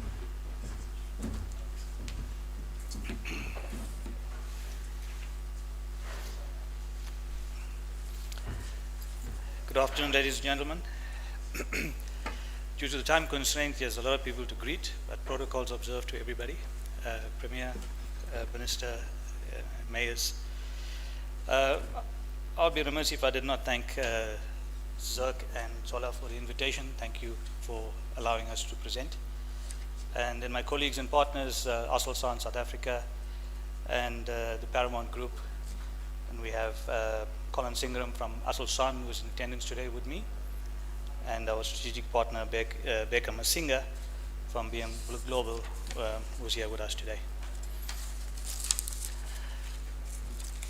8 minutes to tell you how we're going to spend 5.5 billion. So it's going to be a bit of a challenge. What we aim to do, the Aerospace Integrated Center and the Flight Test Center. What that does is bring in helicopter platforms for integration, and we're going to build a facility. The composite blade manufacturer, through a series of IPs that we purchased, that would allow us to manufacture blades for helicopters, and we hope to have that facility in the SEZ. We are busy talking with that. Two-way radio manufacturer, transfer of TOT, a manufacturing facility that will be constructed, and the Institute of Aerospace Technology, which would be a feeder program for the local universities as well. The radio infrastructure program, or the two-way radio program, that has already seen an investment of $15 million, and we hope to have that institution or that facility being built here at the SEZ. The SEZ obviously is strategically located because the program that we're looking at and the construction model that we're doing would need special licenses and special zoning considerations to have it in. We hope to invest 5.5 billion in construction over the next 3 years with expansion programs. The project is expected to be a catalyst for the EPCs, which we are at advanced stages of discussing with in South Africa. This investment has been affirmed by our funders, who put in 100% equity on T0. That means we would have all the money to roll out this investment from day one. The interim life cycle of this project is sitting at a milestone of about 30 years, and it should see substantial revenue streams. We've invested about 2.1 million rand already in mandates and legal procedures to make sure that this happens. And given what we've done, we are ticking at least 5 of the growth sectors, and after year 4, we would look at expanding that into other avenues as well. Mark Capital remains the developer in this project, together with our strategic partners, Aselsan South Africa and Paramount Industries. And Aselsan South Africa has already invested in the region of about $50 million in South Africa over the last 10 years. I'm not going to dwell too much into job creation.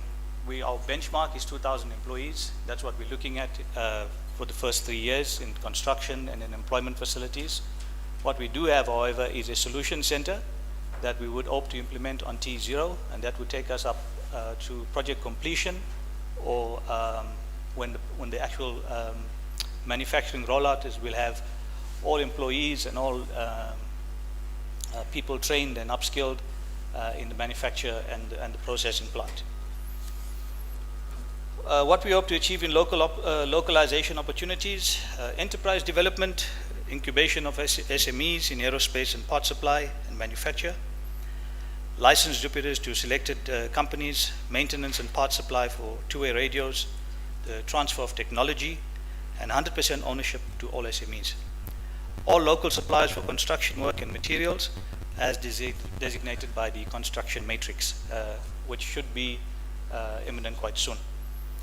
Our markets, these are real-time numbers and real-time people that we're quoting on. These are the markets that we have. We've got Africa, Poland, Ukraine, Bulgaria, Hungary, Egypt, India, Pakistan, Turkey, Czech Republic, Brazil, and the Middle East. Negotiations with these DODs, MODs, and also some of the private organizations that are within those countries are in an advanced stage, and we hope to implement this as soon as possible. In terms of the local market, for radios especially, and also for aerospace and blades, we will look at the Department of Defense and the aerospace industry, obviously the South African Police Services and the Department of Public Enterprises. Year 1, we look at investing 1.9 billion. It's IP and construction investment. That will also mean all the professional services that goes together with the blueprint that we've currently designed for an implementation of the project. It is a 3-year phase project, so year 2 would continue with construction operating expenses and then implementation of finishes. And in year 3, construction operating expenses that will bring the project to fruition so that we can start manufacturing. Well, the big question in the room, incentives. Yes, we import and we will be exporting, so we would look at incentives. Bulk infrastructure, it's a no-brainer. Without it, we can't survive, but we have a facility within our fund to help and assist government, where government can hold our hands and we would hold a hand. So what are the needs for bulk infrastructure services? Let's talk about it, let's help each other out. Let's get the project off the ground. Approvals, in terms of zoning and rights of use, because we bring in platforms or helicopters into the area, we would need special requirements to fly in and fly out of facilities. And then because of the testing facility that goes with the integration of the helicopters, we would need special permission to, for instance, fire a missile or fire a rocket or whatever it is that needs to be done. And that needs to, we need to have the rights of use on that. In terms of the SEC support, suitable land availability, we're looking at our T0 about April 22, and a partnership program to understand how can we get over the threshold, how can we get over the line. Expansion opportunities and the BOT structure, we have in our budget obviously the infrastructure spend to build the entire facility. So we would look at, we were obviously aiming to purchase it ourselves, but we would look at a BOT structure to see how we can facilitate that. What we look for in terms of government and the SEZs, we have a funding matrix that is quite unique. We have a facility that can offer funding models for various expansion programs as well. We offer 100% equity finance on our expansion programs as well. So in terms of the SEZ, what we would look for is a partnership with government to understand how can we help each other. What do we need? Can you offer me a sovereign guarantee so I can unlock further funding? That means government money can be spent on issues where it's urgently required, and we would provide 100% funding X date. If you offer me a sovereign guarantee for that, and then we can make that facility work. We would require obviously a large hectarage of ground, 200 hectares to implement and expand. And we'd also like to understand with government and through investors in the room, how can we engage? What is it that is required? Can government put us in line with other OEMs in South Africa or around the world that can make this facility expand to where it requires? And we would appreciate post the conference some interaction with some of the delegates so that we can exploit that. The other thing we look at is government to give us a baseline. In terms of the radio manufacture, it's quite a unique product that is being exported all over the world. Aselsan is very good at what they do, and we hope to expand that project. The South African Defence Force, through Armscor, state-owned companies, whatever it is that need these two-way radios, it's a South African product. We can manufacture it here, we can export it to wherever in the world, and we would like government to partner with us and see how we can make that possible as well. In terms of our milestones, yes, our construction phases are pretty simple. I'm going to wait for the slide. 3 years, 4 years, after 4 years on this, we would look at our expansion program, which is already in the pipeline, it's already been discussed and negotiated for us. We hope to change the economic landscape of the aerospace in South Africa. For providing, bringing funding, building these institutions, supplying to OEMs all around the world. And we could reignite the aerospace project. We can reignite the likes of Denel through the facilities that we bring in and the business that we bring in from OEMs all over the world. With that, yes, I look forward to seeing you later. Thank you very much.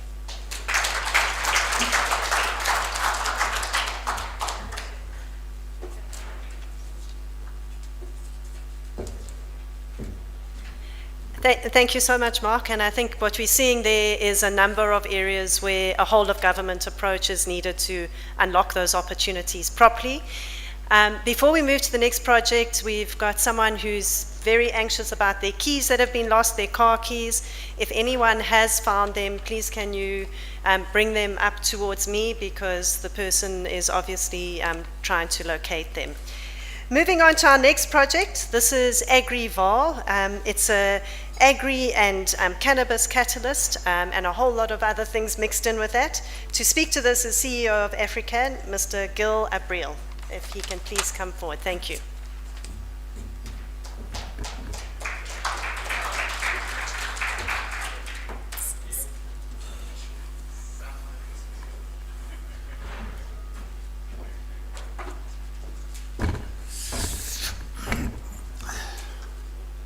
Good day, everybody.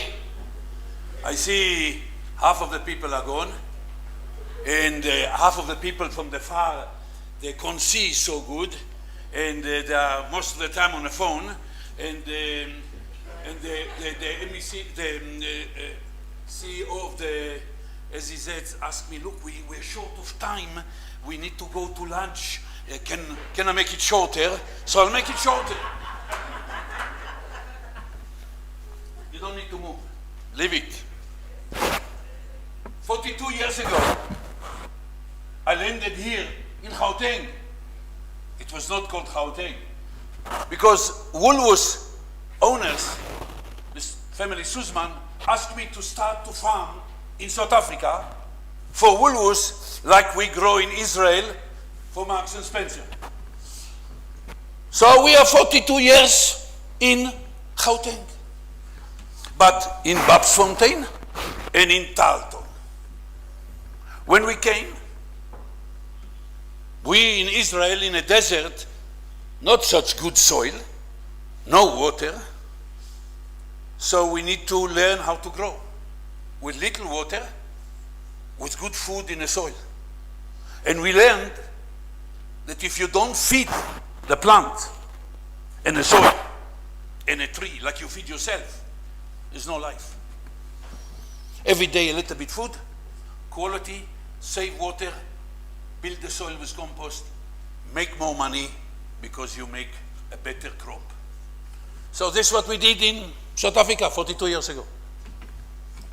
In two areas, Babsfontein and Tarleton got a huge underground aqueduct, a lot of water. So we drilled 222-inch pipe, and we got a lot of water. And today, these two regions are fully irrigated with drip, saving water, good quality soil, with good food, gives you better income.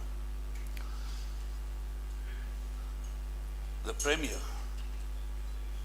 picked me up 3 weeks ago because we got a farm now above the marina, Mamelo Township, and he got a little bit information.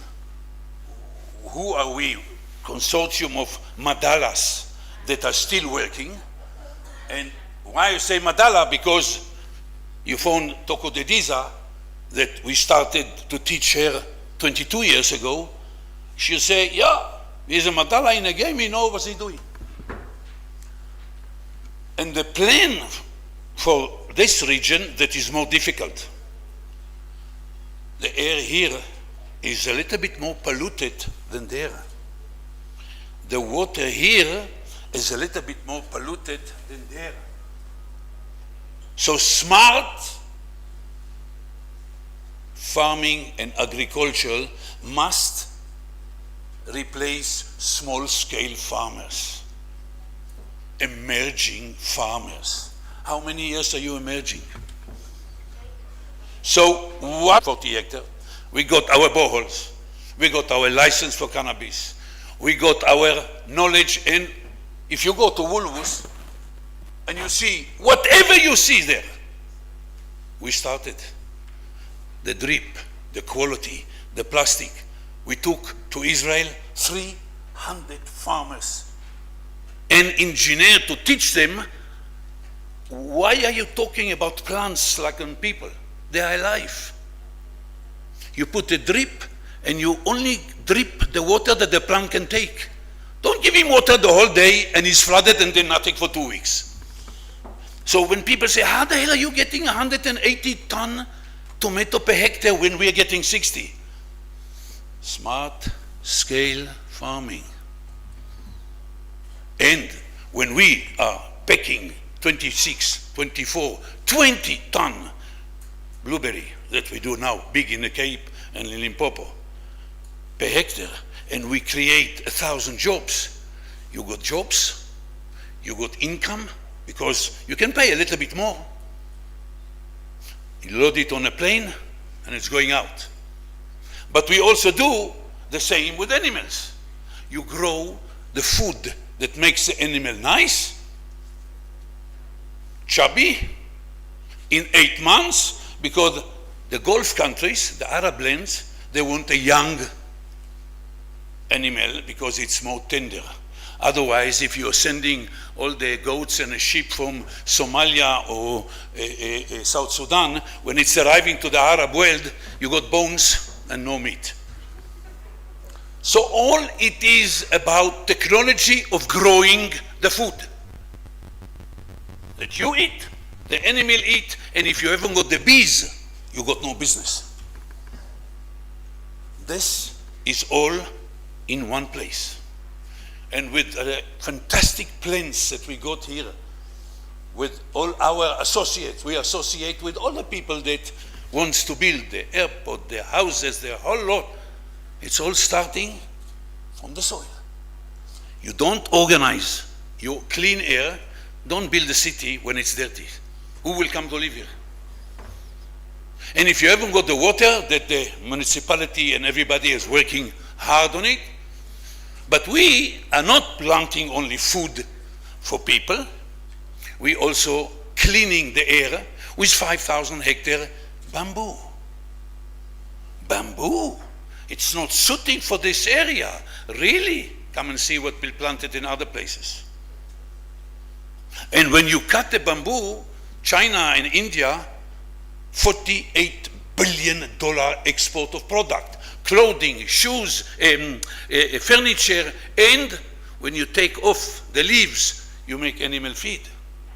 And then you take the bamboo, you put it in biogas, and you're making electricity and gas, and you can mix it with all the municipality, landfill, and waste that each city you need to handle in your plans what you're going to do with the waste. But if you take organic waste, put it in correctly, calculated into the biomass, and bamboo in, you get gas. You don't need to import any more gas. And when a sludge is coming out of the biomass, you put it in a gasifier and you make electricity. And after that, what's coming out? Char. Biochar, you put in the soil, you get the carbon credit that the world wants to give now. All will be done from next Monday on our farm.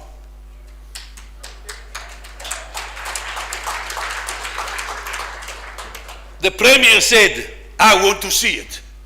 I said, you give me a little help because you want to see it faster. Our plan was a little bit. And then we'll talk to Sasol. Come, well, what? Hey, you building zillion, billion. Hey, give me a few bob, I'll show you how to do it. Because what we promised, we do. 42 years. We are here. We are not coming with stories.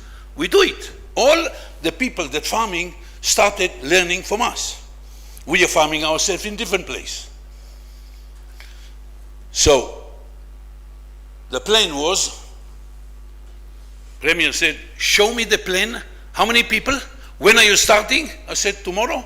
Here the plan. Let's start to build the model, the pilot, and the school where everybody will come and learn practically how to take care of the soil that will take care of you.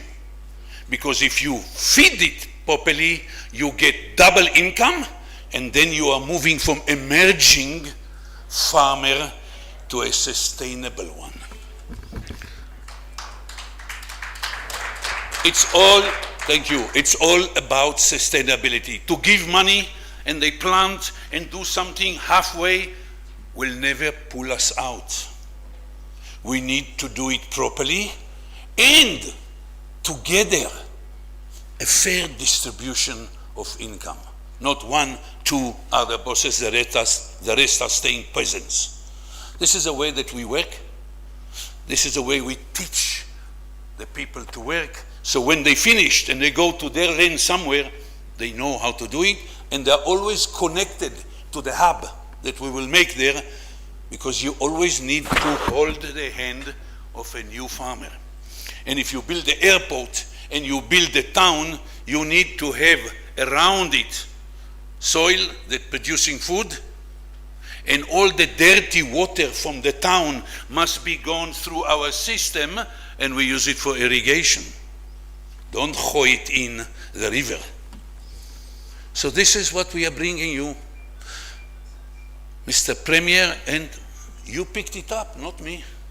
You saw the potential, and I'm glad that 2 weeks after we met, you already moving. Well done. It's not happening so easy in South Africa. So well done to the team, and well done to everybody that wants to do the best now. Jobs, food, energy, now we'll show you how to do it.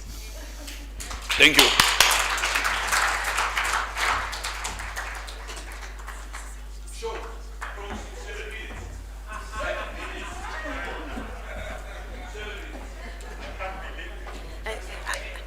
I think you're going to have to get him on the campaign trail.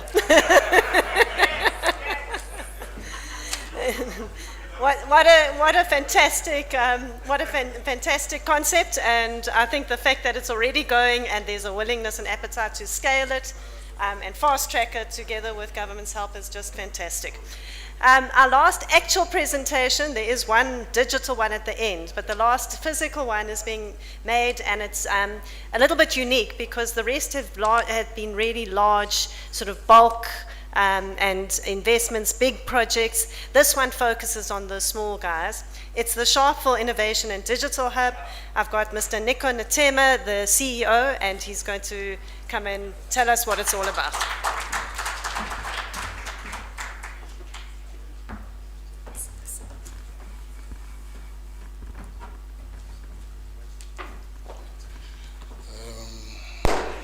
I think it's the afternoon now.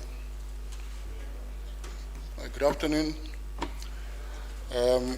Greetings to the Premier and MECs, the Deputy Minister of the Department of Trade and Industry and Competition, the mayors, ambassadors, all dignitaries, guests and delegates, and for those that I couldn't mention, all protocol has been observed. My name is Nico Ntema, and I'm proudly Sharpevillian. I was born in Sharpeville. I played in Sharpeville. I attended school in Sharpeville. I lived in Sharpeville. And for the past 30 years, I've been working in Sharpeville. It has not been that much good. I was not earning a lot. But I've dedicated all my adult life in Sharpeville. And what I'm bringing today speaks to one thing that is quite important. Human capital remains the most critical ingredient of any economy. But skilled human capital always have an added advantage above the rest. So our investment is on people. How do you make people to fit in all these things that have been spoken about here? But the change is that we want to do this in a township, especially looking at the historical intent of townships. There's no university in any township except one leg of University of Johannesburg. And besides that, there are a lot of young people who are outside of that bracket of going to school and going to university. What happens to them? They are called out of school and out of work, deactivated young people, and those are the ones with potency to do anything that can be done. And I like what the Premier has said in terms of not cutting ribbons and launching projects. What we are talking about in terms of this digital hub speaks to what we have started piloting already. We've got a skills development center that is functional. 20 young people have been trained on making e-bikes from Germany. And the issue of urban farming, I think we are the champions at the moment. We've got a system that we have brought from Cape Town, 14 tunnels that have been funded by the Department of Social Development. And that is what we are talking about. We want to upscale this thing to go into the digital hub that I'm speaking about now. So this digital hub is going to be based in Sharpeville, as I said, at a space that is currently unused. It's a government-owned building. If you can go to the next slide. It's a government-owned building, and it was meant to be an ECD, an old age space. We're intending to repurpose that building so that it can go to waste because it's not used and it has been vandalized, which is what is happening in most places in this country. So as part of the wider digital Sharpeville vision, this hub is envisaged to bring an integrated development approach within the digital space that fuses social approach to education and skills. That's what we're talking about, to train young people who are outside of universities and out of school and out of work. And with structured innovative digital training in technical skills to feed the new industries and startups within the local industrial parks and the Vaal Special Economic Zone. Where are we going to get all these people for all these beautiful things that we're talking about? Universities, some of them can provide, but most universities are a little behind in terms of how technology has gone so far. So our approach is to pull recent technologies from other countries and make it a point that these young people get exposed to them in quicker time and be able to work and learn on the job. So we'll provide training and development services, makerspace and fabrication labs, which are quite interesting projects that have been done in Germany.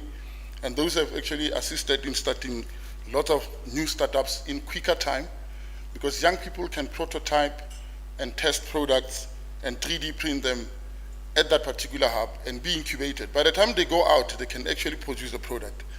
And additive manufacturing is one of the key components of this process, and we have tested it. We have linked with the VUT Science Park in Sedibeng, and we definitely know what we are talking about. So we'll be having enterprise development services backed by an in-house business clinic that is being offered by our partners at the Northwest University. So as I said, that the building is that ECD prototype building in a space called Kensington in Sharpeville that we hope to repurpose, and probably we can help the department to repurpose others that are not functional at the moment. Because I've got 7 minutes, I'm going to have to be within that time frame. But the most important part of this post is that it's linked to the 10 high growth sectors supported by the GT 2030 and Sedibeng SDF as an ICT, media and digital services for the digital economy. The next slide, please. We are not promising investments and we are not asking for private investment. The government has made investments in our processes so far.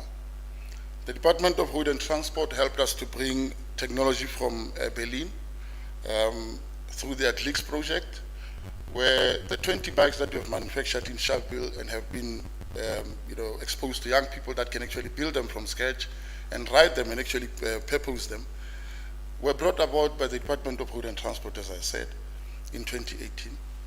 Our projects at the Kitso Information Development Center at the moment are funded by the Department of Social Development, meaning that there has been investment that has happened from the department, and we believe that those partnerships can actually make a change, and we want to expand on them.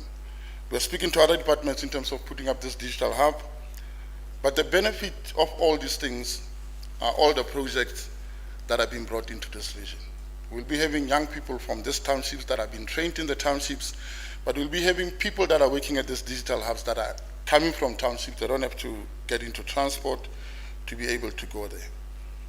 So we have gathered various training partners from Germany, as I said, in terms of Fab Labs and locally at the VUT in content that we are to offer at the Digital Hub. And we are aware of the SEDA rollout of this digital hubs. We went to one of them on a fact-finding mission in Botshabelo, and we believe that we can actually double that. The Botshabelo digital hub is one of the greatest we have seen, but the Sharpeville one will be the Gauteng one. You know that Gauteng, we are champions. We do things bigger and better. So the hub is the action, actually it will be action through what we call the pool, share and rotate economic model that our institute has established, meaning that we pool technologies from anywhere in the world to avoid to import products. So if you are pulling a technology, we can expand on it, we teach, then we share that technology with other communities, and in that sense we can be able to produce products with that technology that are South African, that are Sharpevillian, or that are Gauteng based. There are export markets already that we have spoken to. The Anywhere Africa, which is our manufacturing company, has signed a product supply agreement with a company in Zambia called Onyx Connect. Onyx Connect is giving women bicycles to transport milk, and we want to actually automate those bicycles through electricity. And these bicycles will have a mini grid so that they can be charged anywhere without being attached to the grid. But the local markets include the SEZ. They remain critically additive manufacturing, as well as the component supplier or supplies from the digital hub once it operates. And the other element is the training and space allocation for startups to operate, which are revenue streams for the hub. I've heard that there's a helicopter related something where the blades are going to be made. VUT at the moment is developing aerospace products through that 3D printing in Sedibeng. Why can't we have something like that in Sharpeville or Sedibeng or Bophelong, where a certain screw for that helicopter can be manufactured in Bophelong and actually create essential jobs for people there. Can we go to, let's pass this slides where we talk money and jump over to the next one. The project on that one that I've actually passed, we can have a little or minimal investment of just 20 million rand to activate that building that we have earmarked. It has been built, it's standing there.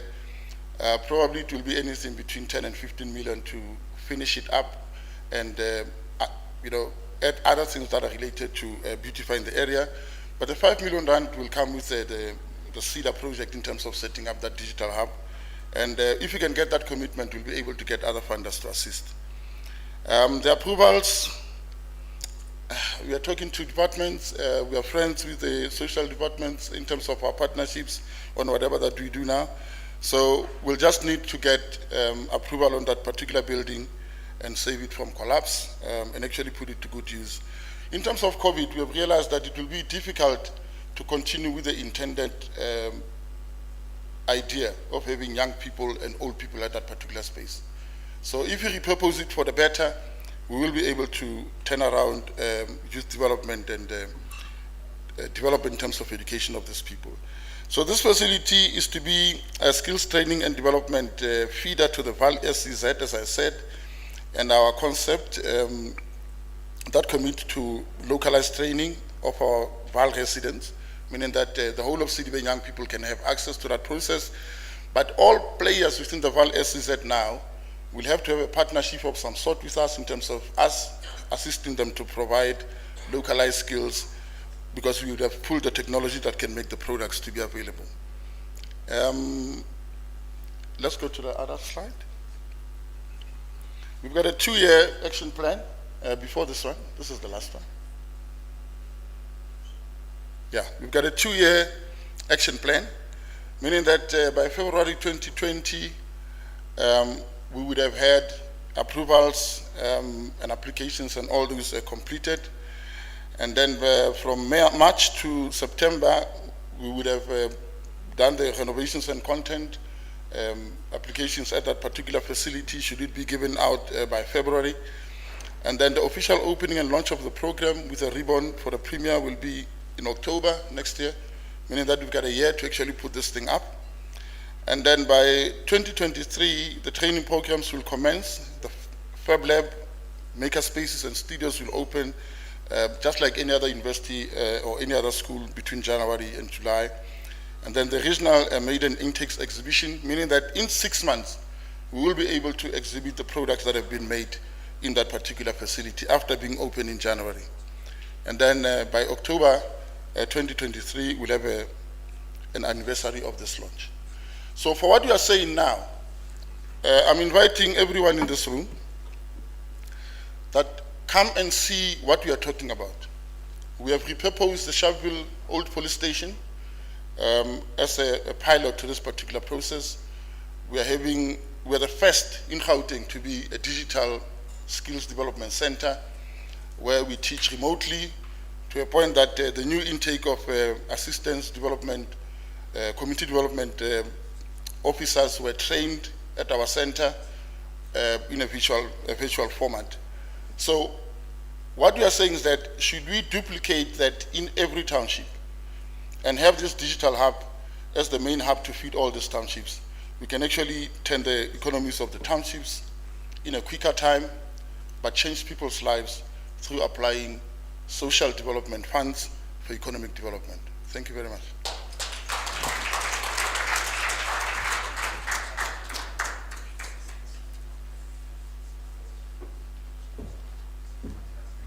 Nico, that's such a wonderful example and an opportunity to replicate. And I think that vision to put it in every township is absolutely fantastic. Before we move on to our last presentation, which is going to be virtual, I'm just going to be pulling a few things together as this is the end of the session. You're not going to hear from me again. After the presentation, I'll hand back to our program director. But I think some clear messages are coming forward which are well worth reinforcing. Government, the whole of government that is here with us from the national, provincial and local level in the district, I think there are things that have to happen in order for us to really accelerate these projects. We're hearing about bulk infrastructure, whether it's water, whether it's electricity or roads or rail, digital connectivity, it's one issue. Land and Premier, we've already unblocked one of those, I know, with Mashudu's project. That has actually been resolved. You promised that at the roundtable discussion a few weeks ago, and it's been resolved, but I see there are many more that are actually saying land is an issue and there's a shortage. Financial, in some of the projects, kickstart funding, feasibility studies need to be done. Multiple sources of finance need to be mobilized. We've just heard from Nico in terms of the Sharpeville project that kickstart funding is needed there. SEZ, we hope that we are going to register that SEZ and mobilize it very, very quickly, because that's what a lot of the investors are hanging their hopes on.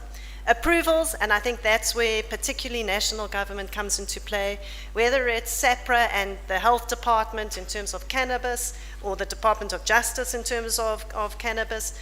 Zoning and building approvals, water use licenses, environmental impact assessments have come up, export permits, those type of challenges. And I think declaring, we heard from the Vaal River City, declaring the urban development zone by National Treasury. It requires a whole lot of different touch points. We need to make sure that those things get unblocked. Endorsements and support, I think, is very clearly coming from a multitude of the stakeholders that have been participating today. And then I think what came down to almost every single input that we heard from is that you can't implement anything without people, and you can't do that without the skills.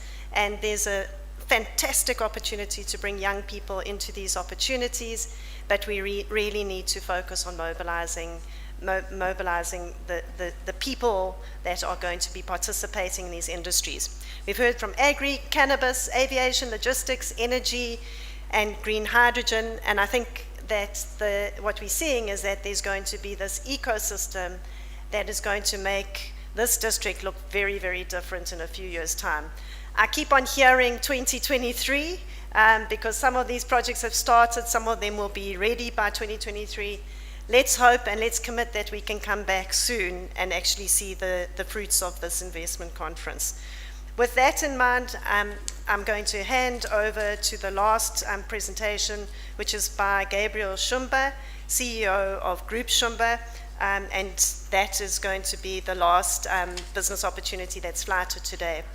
I want to mention, just before going there, that these are not the only opportunities. There were a whole lot of others. And actually, these are the ones that we thought were the most suitable to showcase because they actually are happening. But there's a whole lot in the pipeline, and I think we've got fantastic commitment to show what's possible if we can just work together and make sure we focus on the implementation. Thank you.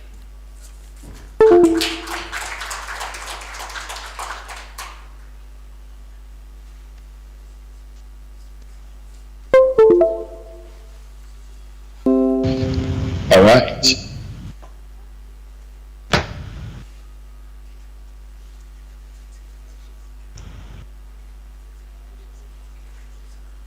Can you hear me?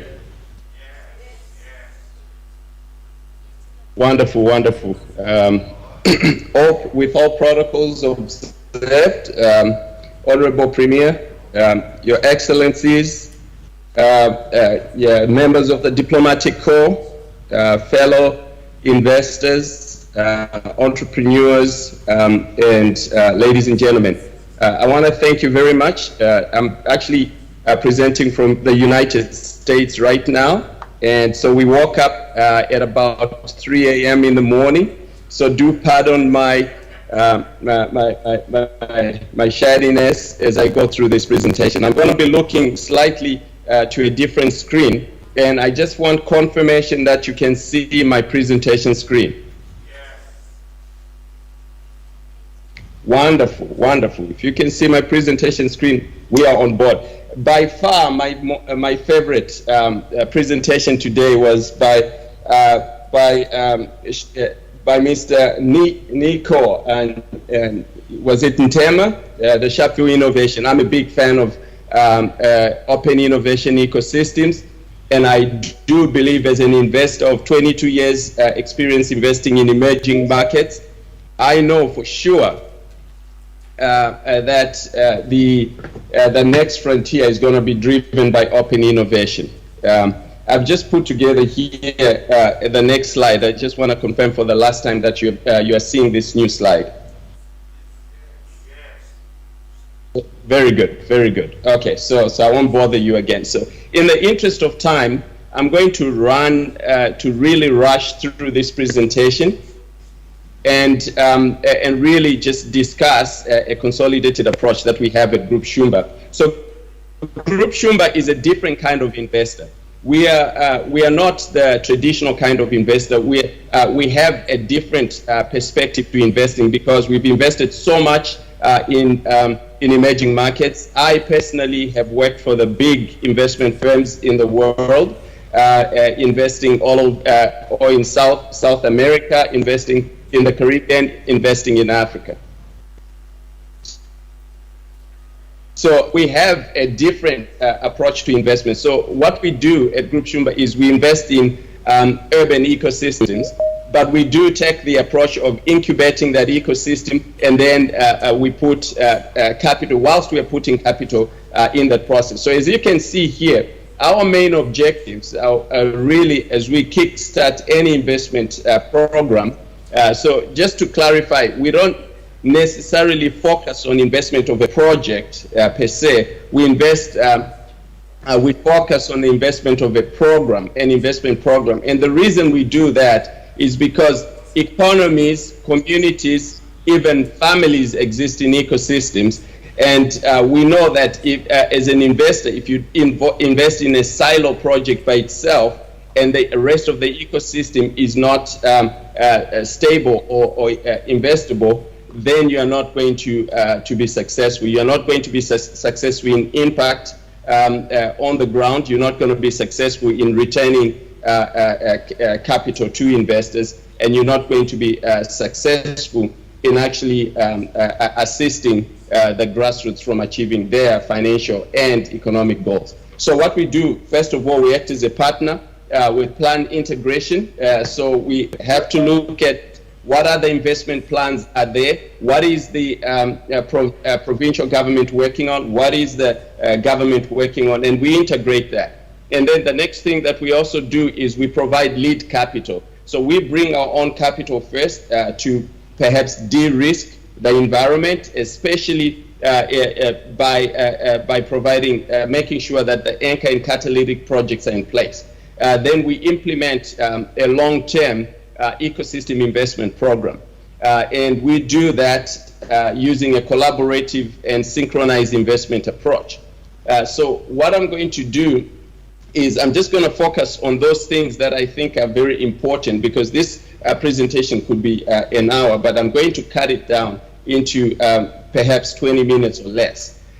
So here's what we normally see as investors, right? We go around the world and you hear people talking about, look, we need to de-urbanize. We've got so many problems in the urban ecosystem, so we really need to bring about better infrastructure. We need to attract investment. We need to do all this. So in order to do that, let's actually develop a smart city. So that we usually see that. So we've seen that smart cities have become very popular around the world. It's not only in Africa that they are popular, but they are popular in North America, Asia, Europe as well. So you can actually see in this grid here the different types of smart cities that are coming out there and the problems that really they face in the process of developing. So we have the digital model, and it's very common in North America, Western Europe, because it's really driven by big tech. Big tech comes, they talk to city leaders, governments, and they say, hey, build a smart city. And then the government actually takes that on. And then what ends up happening, what we've been seeing, what's happening most, is that technology takes over in that environment. But as we know, technology gets redundant, it's expensive to maintain, it needs to be regularly replaced and updated. So those cities are starting to see problems. Then we have built environment more. That is really driven by construction companies, developers around the world. They come in, they say, look, hey, we can build a great city, nice looking city for you. And then what tends to happen is that some of these buildings come up so fast, which is very fine. But then at the end of it, you see that it's mostly, it ends up being a ghost town or something that's just not affordable to the people that it's actually targeting. So even if the city looks great, the buildings are there, there's no economy behind that city that is actually circulating such that people can actually be able to work, live, play, and even serve within that space. And then the other model that's common that we're seeing is the green model of smart cities. We are seeing this, it's really propelled by green advocates and climate advocates. All these models are great, and the approach is great. But at the end of the day, when we build a city, it's really to solve a prevailing problem, mostly a pervasive problem. The problem is that most of the cities that are built, that we are seeing there, number one, are not actually addressing the impact on the ground. They are not consolidating the different types of economies on the ground. They are not consolidating the participatory economy. The circular economy is non-existent. The township economy is not consolidated into the space, is not integrated into the space. So it ends up being an investment without impact. And that is not what government leaders and city leaders are looking for. So somebody's just saying, okay, so I've just been told to reduce my presentation to 10 minutes. I'm going to try to do that. I've been asked to budget for 30 minutes, so I'm going to try and cut it down. So pretty much, let me just focus on this in this slide. This slide is very important because most of what we were hearing today were projects, right? And most of those projects are silo projects. So we have SASO has a great plan going on. Mitochondria has another plan. Sharperview has an exceptional plan. We have the Aerotropolis, the Val River City. All these are great projects. But if those projects do not actually create value, that is circulated within the Gauteng, the South African economy, and even the region, then it's not actually going to be helpful. Because what tends to happen, what we see a lot around the world in different investment frames, is that silo projects are coming into the frame, and they're extractive in nature to the target economy. So in other words, a great project comes in, it generates a great product, but it sells it outside, because internally and locally there's not enough disposable income that can actually sustain that project. So this is so in such cases, you don't see mass investment flowing into that frame. So really what we are out to do at Group Shumba through our WAVE program is really to go to take silo investment structures, urban structures, upgrade them systematically and organically until we get to a distributed ecosystem. And this one here is where all projects are coordinated, consolidated, connected, such that value, it becomes not a competing value, but a complementary value. And it circulates inside the economy, and people on the ground actually feel the development, and they actually feel what's happening, and they see the results in their pockets. Now, to do that, we built a platform, and the platform is very simple. It has a design and planning framework. We have an investment program that we put together, and a people and innovation movement, as well as everything that is driven by our technology stack. We use the foremost and future-centric technology. I won't go into detail, but to say that this program is really supported by our investment toolbox, where we go in, and I'll focus on a few of these. Our de-risking strategy is that we become a de-risking partner to the province, to the stakeholders, to whoever is the primary stakeholder. And when we are a private sector sponsor. We bring our own capital, and then we have our own, because we also own and run a fund, so we also have our own investor ecosystem, and we syndicate investment globally, and we also syndicate investment locally as well. Creating institutional capital pools, people capital pools, as well as development capital pools. And then we also have our own solution partners. Every day we are onboarding solution partners that make the entire process work. So I won't get into more detail. I'm sure you can read. This is also being recorded, so we can fit on this. So we have 8 environments that we really focus on. We have the commerce environment, the governance environment and service delivery. We have the people environment, the built environment, the natural environment, technology environment, risk management, and infrastructure environment. So we invest in these environments. So all verticals we focus on are really targeted at those environments. And the strategy we use is simply a layered strategy, which actually follows the environments that I've just talked about. And it's really staked in this way, where we have the entire ecosystem covered, such that development just doesn't happen in one sector, because an urban system cannot grow because of one sector. It has to have all the facets really integrated in a way. That's why we almost always develop what we call an anchor map before we invest. And we look at the size of the square determines how much investment is going to be going there. So we've seen projects, some of them fall into the smart technology sector. We've heard of some that fall in the blue economy, the clean energy, the innovation district. So really we've created a VAL anchor map, which is very much like this. And we'll be talking. So some of our people are already on the ground in South Africa, around the region. And because we are investing in a regional ecosystem, such that the VAL feeds into that regional ecosystem. So what do I mean by that? When you look at this map, you see that we have these are what we call smart solution smart city value sites.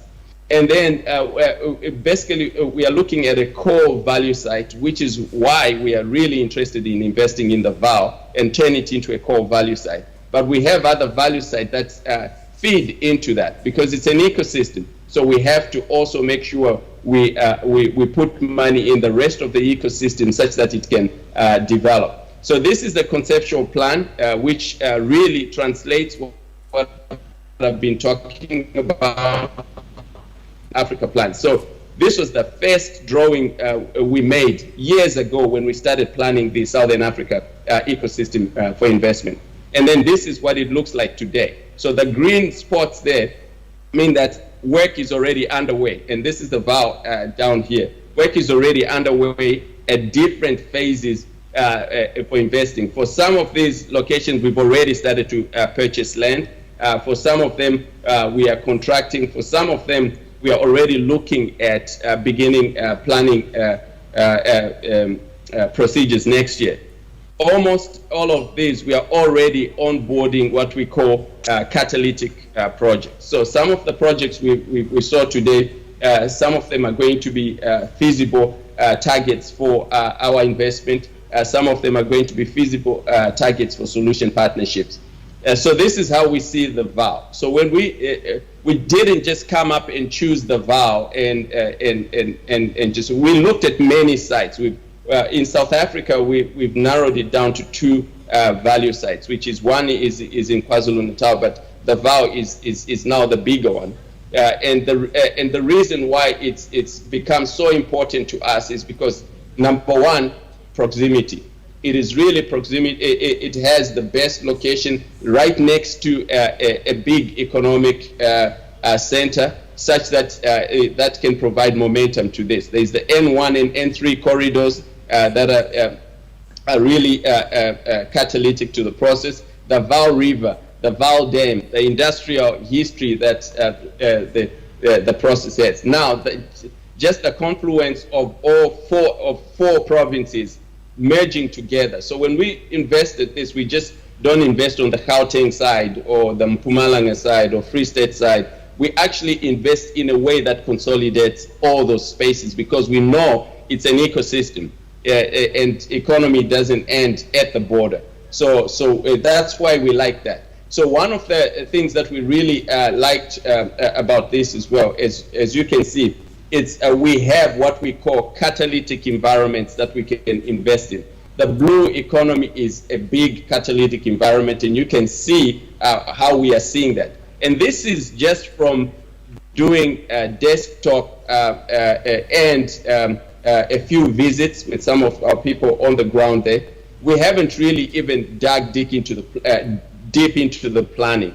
Now, when we plan this, before we start to deploy capital into the different areas and also guiding our investment syndicate, which is a global investment syndicate, to say, look, we are starting to also come and invest alongside us. Before we do that, we research and we try to understand all these catalytic environments within that ecosystem we've selected. And this is another one. This is the financial and residential district, commercial real estate. So we already see that some of the projects that were presented are already within these spaces. So they fall within the development frame. There is agriculture. We know there's a lot of agriculture that we talked about today. And there's also the N1 corridor here. It's a big catalytic asset for any development, especially for the VAL.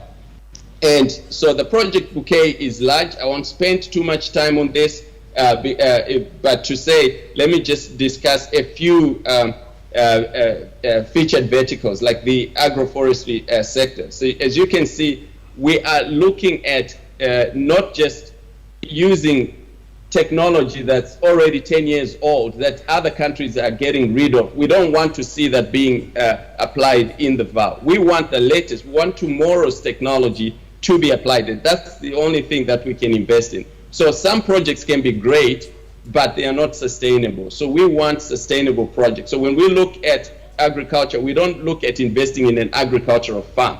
This can be a 10,000 hectare agricultural vertical. multiple farms, capacity for multiple farms here. Now, it also is a research facility, an education facility, an energy generation facility, a forestry plantation, and tourism and recreation site as well. So that's what we go for. We go for catalytic verticals which which address multiple points in a value chain. So is manufacturing. Instead of just going for traditional manufacturing, we really want to focus on green and future-centric manufacturing, future solutions, because when we are solving people's problems, we don't want to solve their a 5-year-old problem. We want to solve their problem today and tomorrow and in 5 years' time. That's the problem we want to solve. So that's the problem we invest in. And tourism and the blue sector is another area that we focus on. Energy is another that we focus on. For the corridors, you can see corridor in logistics. We invest in the technology for corridors. We work with government, we work with provinces, those that come up with bulk infrastructure. So the reason why is when we are building these highways, we don't want 10 years, 5 years from today, people to say, oh, we need to change this, we need to upgrade it again. That's not a good use of capital. So what are we doing? We already have a 4-year project roadmap. As you can see, the Gauteng already has a space in that. So this is 2022 Q1, but we already started the planning for that right now. And we are already working with a provincial team on what to do. So there are many sections in here, and this is where I will end this today in the interest of time. I really had to move fast in this presentation, but I do appreciate the fact that I was given this opportunity to share with you. And my members of, senior members of our team have also flown in. So they are there. You can, if you have questions, you can meet with them, talk to them. There's Mr. Kingsley Kariuki. He's in the audience right now. So he flew in yesterday, so he can discuss more about the plans that we have. And thank you, Val, and good luck.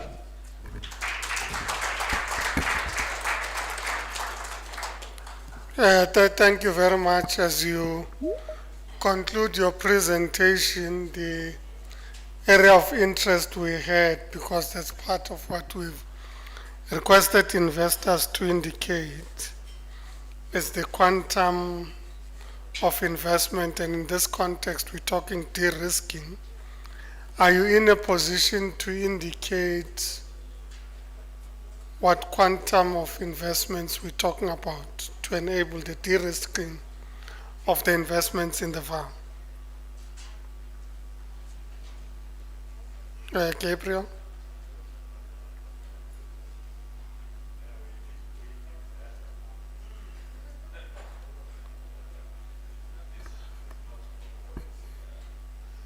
It does seem that we might have lost Gabriel Shumba. Okay, whilst they are connecting, I'm going to do the last part of my job, and we will interrupt it with the comments from Group Shumba. Firstly, to say that even as we say we've come to the end of this part of the session, it is not the end of the work that we are doing today. We've made arrangements for boardroom sessions. Many of the investors have indicated that they would want to pursue specific discussions with our technical teams in government so that we can either unlock what needs to be unlocked. Is it back online? Okay, thanks. Let me go back there. Mr. Gabriel Shumba, we're just saying that you indicated an appetite to de-risk the investments in the Vaal River City, and we're wondering whether you would be able to indicate the quantum of investments you're targeting in that de-risking exercise. So thank you very much, MEC. So we have a regional planned investment for the entire SADC, and then for South Africa, we really are starting per value site. We're targeting on $1 billion US dollars for the VAL area, but obviously we are getting into the next phase now to look at what is we have an evaluation team coming on the oh, sorry, I don't know whether you can hear me, but we do have evaluation team coming into the space. And once we look at that, we are really expecting for ourselves to actually come up with up to $1 billion in catalytic investment, but then also mobilize much more than that from other investors to invest alongside us.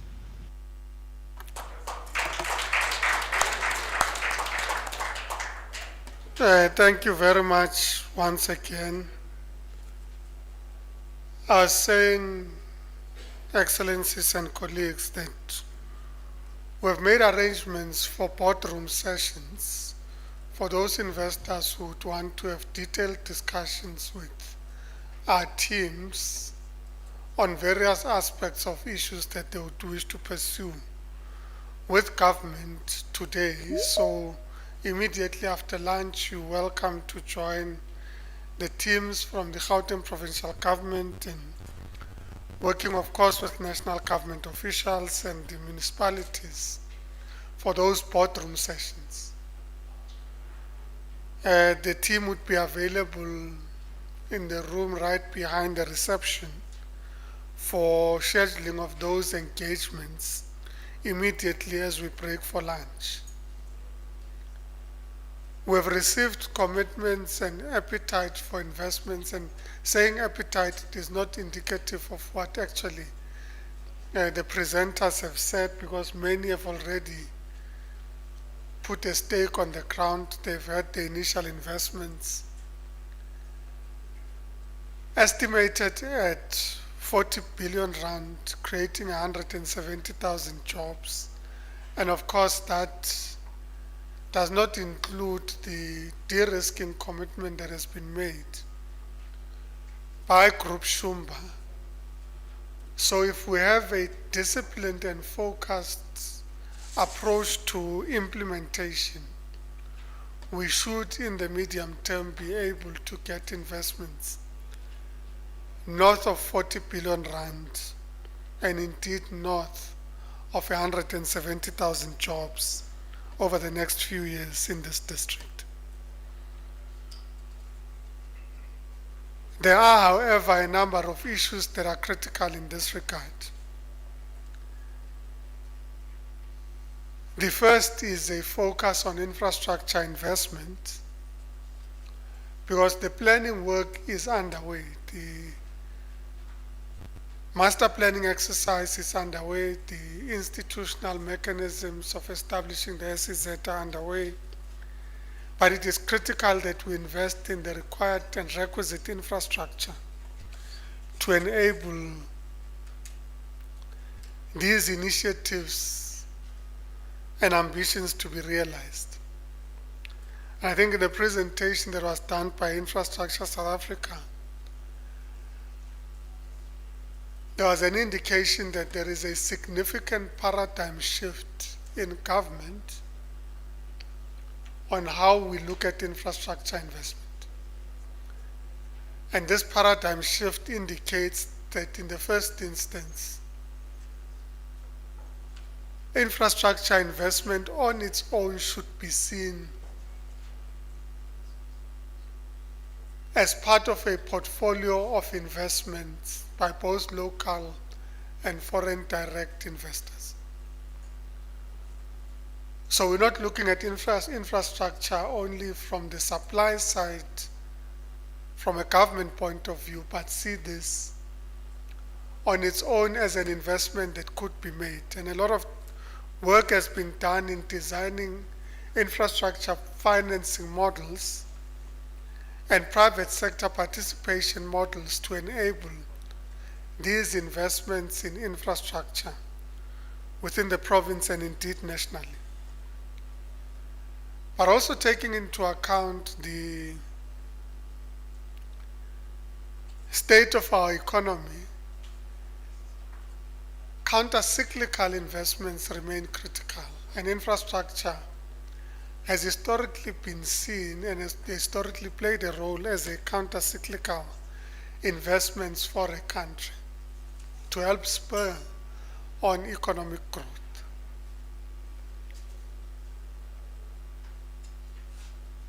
And we're also seeing infrastructure as an enabler for development, as has been indicated by many investors who have said, well, we need this level of infrastructure in this area to ensure that we're able to achieve what we had set out to achieve.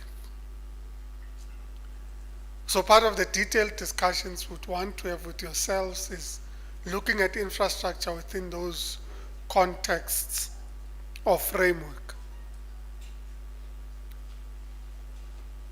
Of course, in our discussions, we also had the opportunity to look at what in many ways is a nascent sector or industry in infrastructure, which is green hydrogen.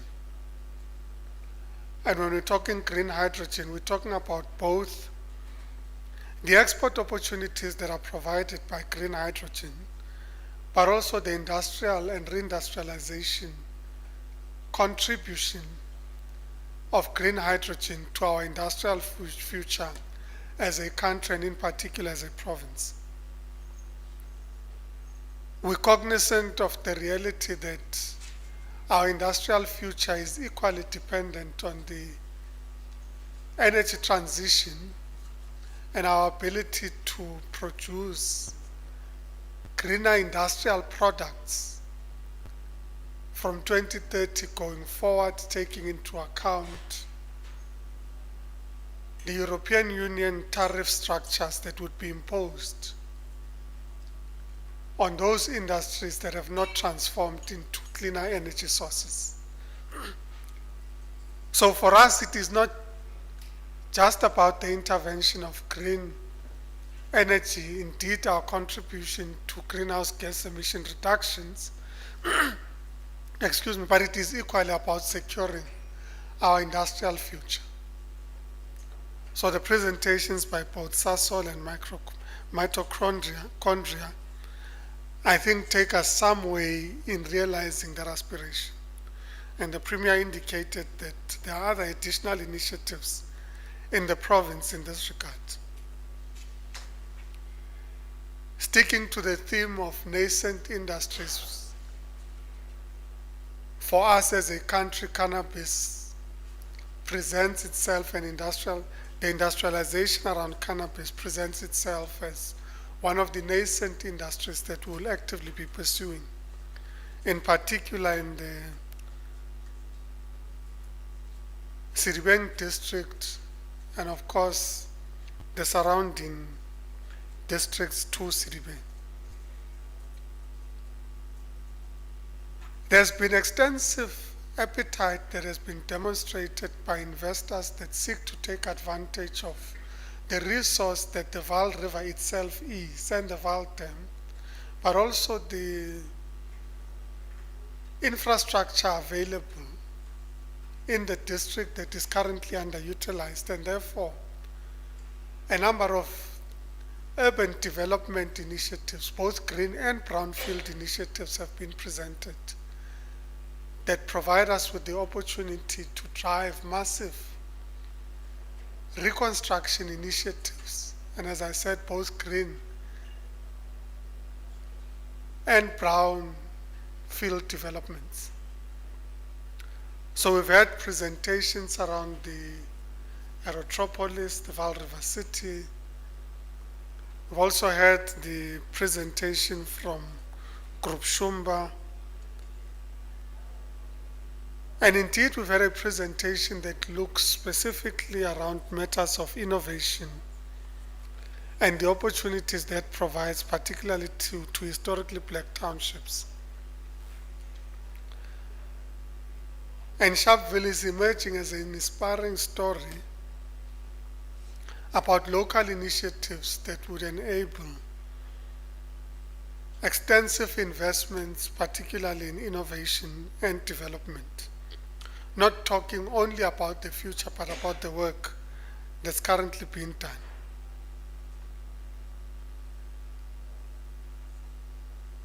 I'm sure both in terms of content and animation, the Agrival presentation stood out in terms of the potential it provides for sustainable agriculture and generally building an ecosystem around agricultural products, ranging from primary agriculture to agro-processing to energy and other sustainable uses, including recycling, provides us with a great opportunity to work together to position this district in that regard. One of the critical issues that the province has set out in its 10 high growth priority sectors remains the driving of what we broadly place in the category of the automotive, aerospace, and defense industries. And the presentation by Project Xanadu gives us a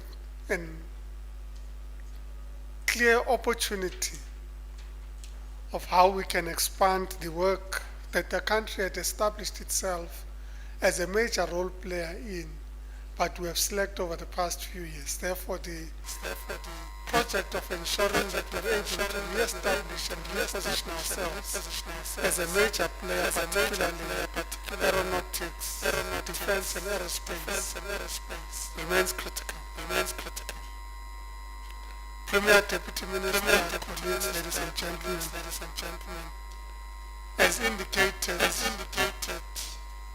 this is not the end of the discussion.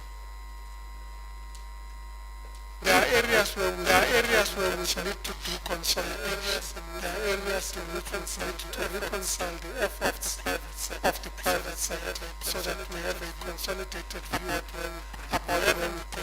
We have indicated that we are well underway in terms of the process of proclaiming the Vaal River City Special Economic Zone. And in this regard, we have said that it would be a special economic zone that necessarily would not be limited to one single geographic space,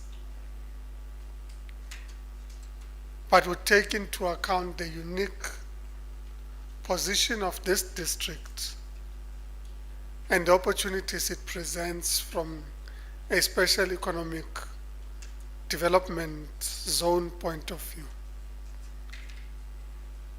So the idea of building a non-contiguous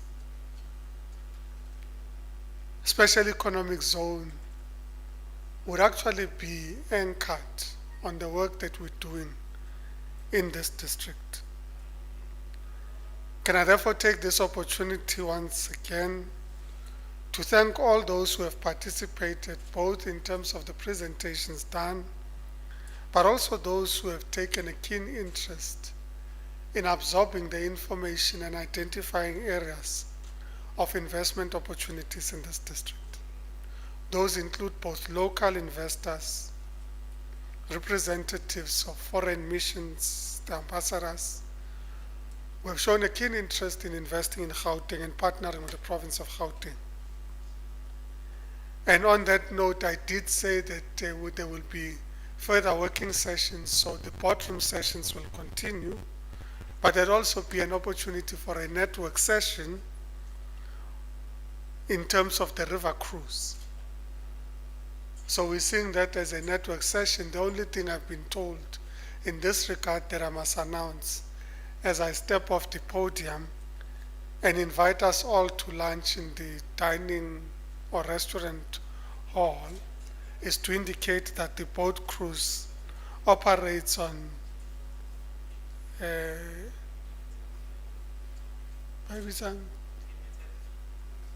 no, not limited, cash bar. So it will be a cash bar. I was looking for the cash. I was looking money, chelete, and so on and so on. So we go to a cash bar. Ladies and gentlemen, you're welcome to lunch. Thank you very much.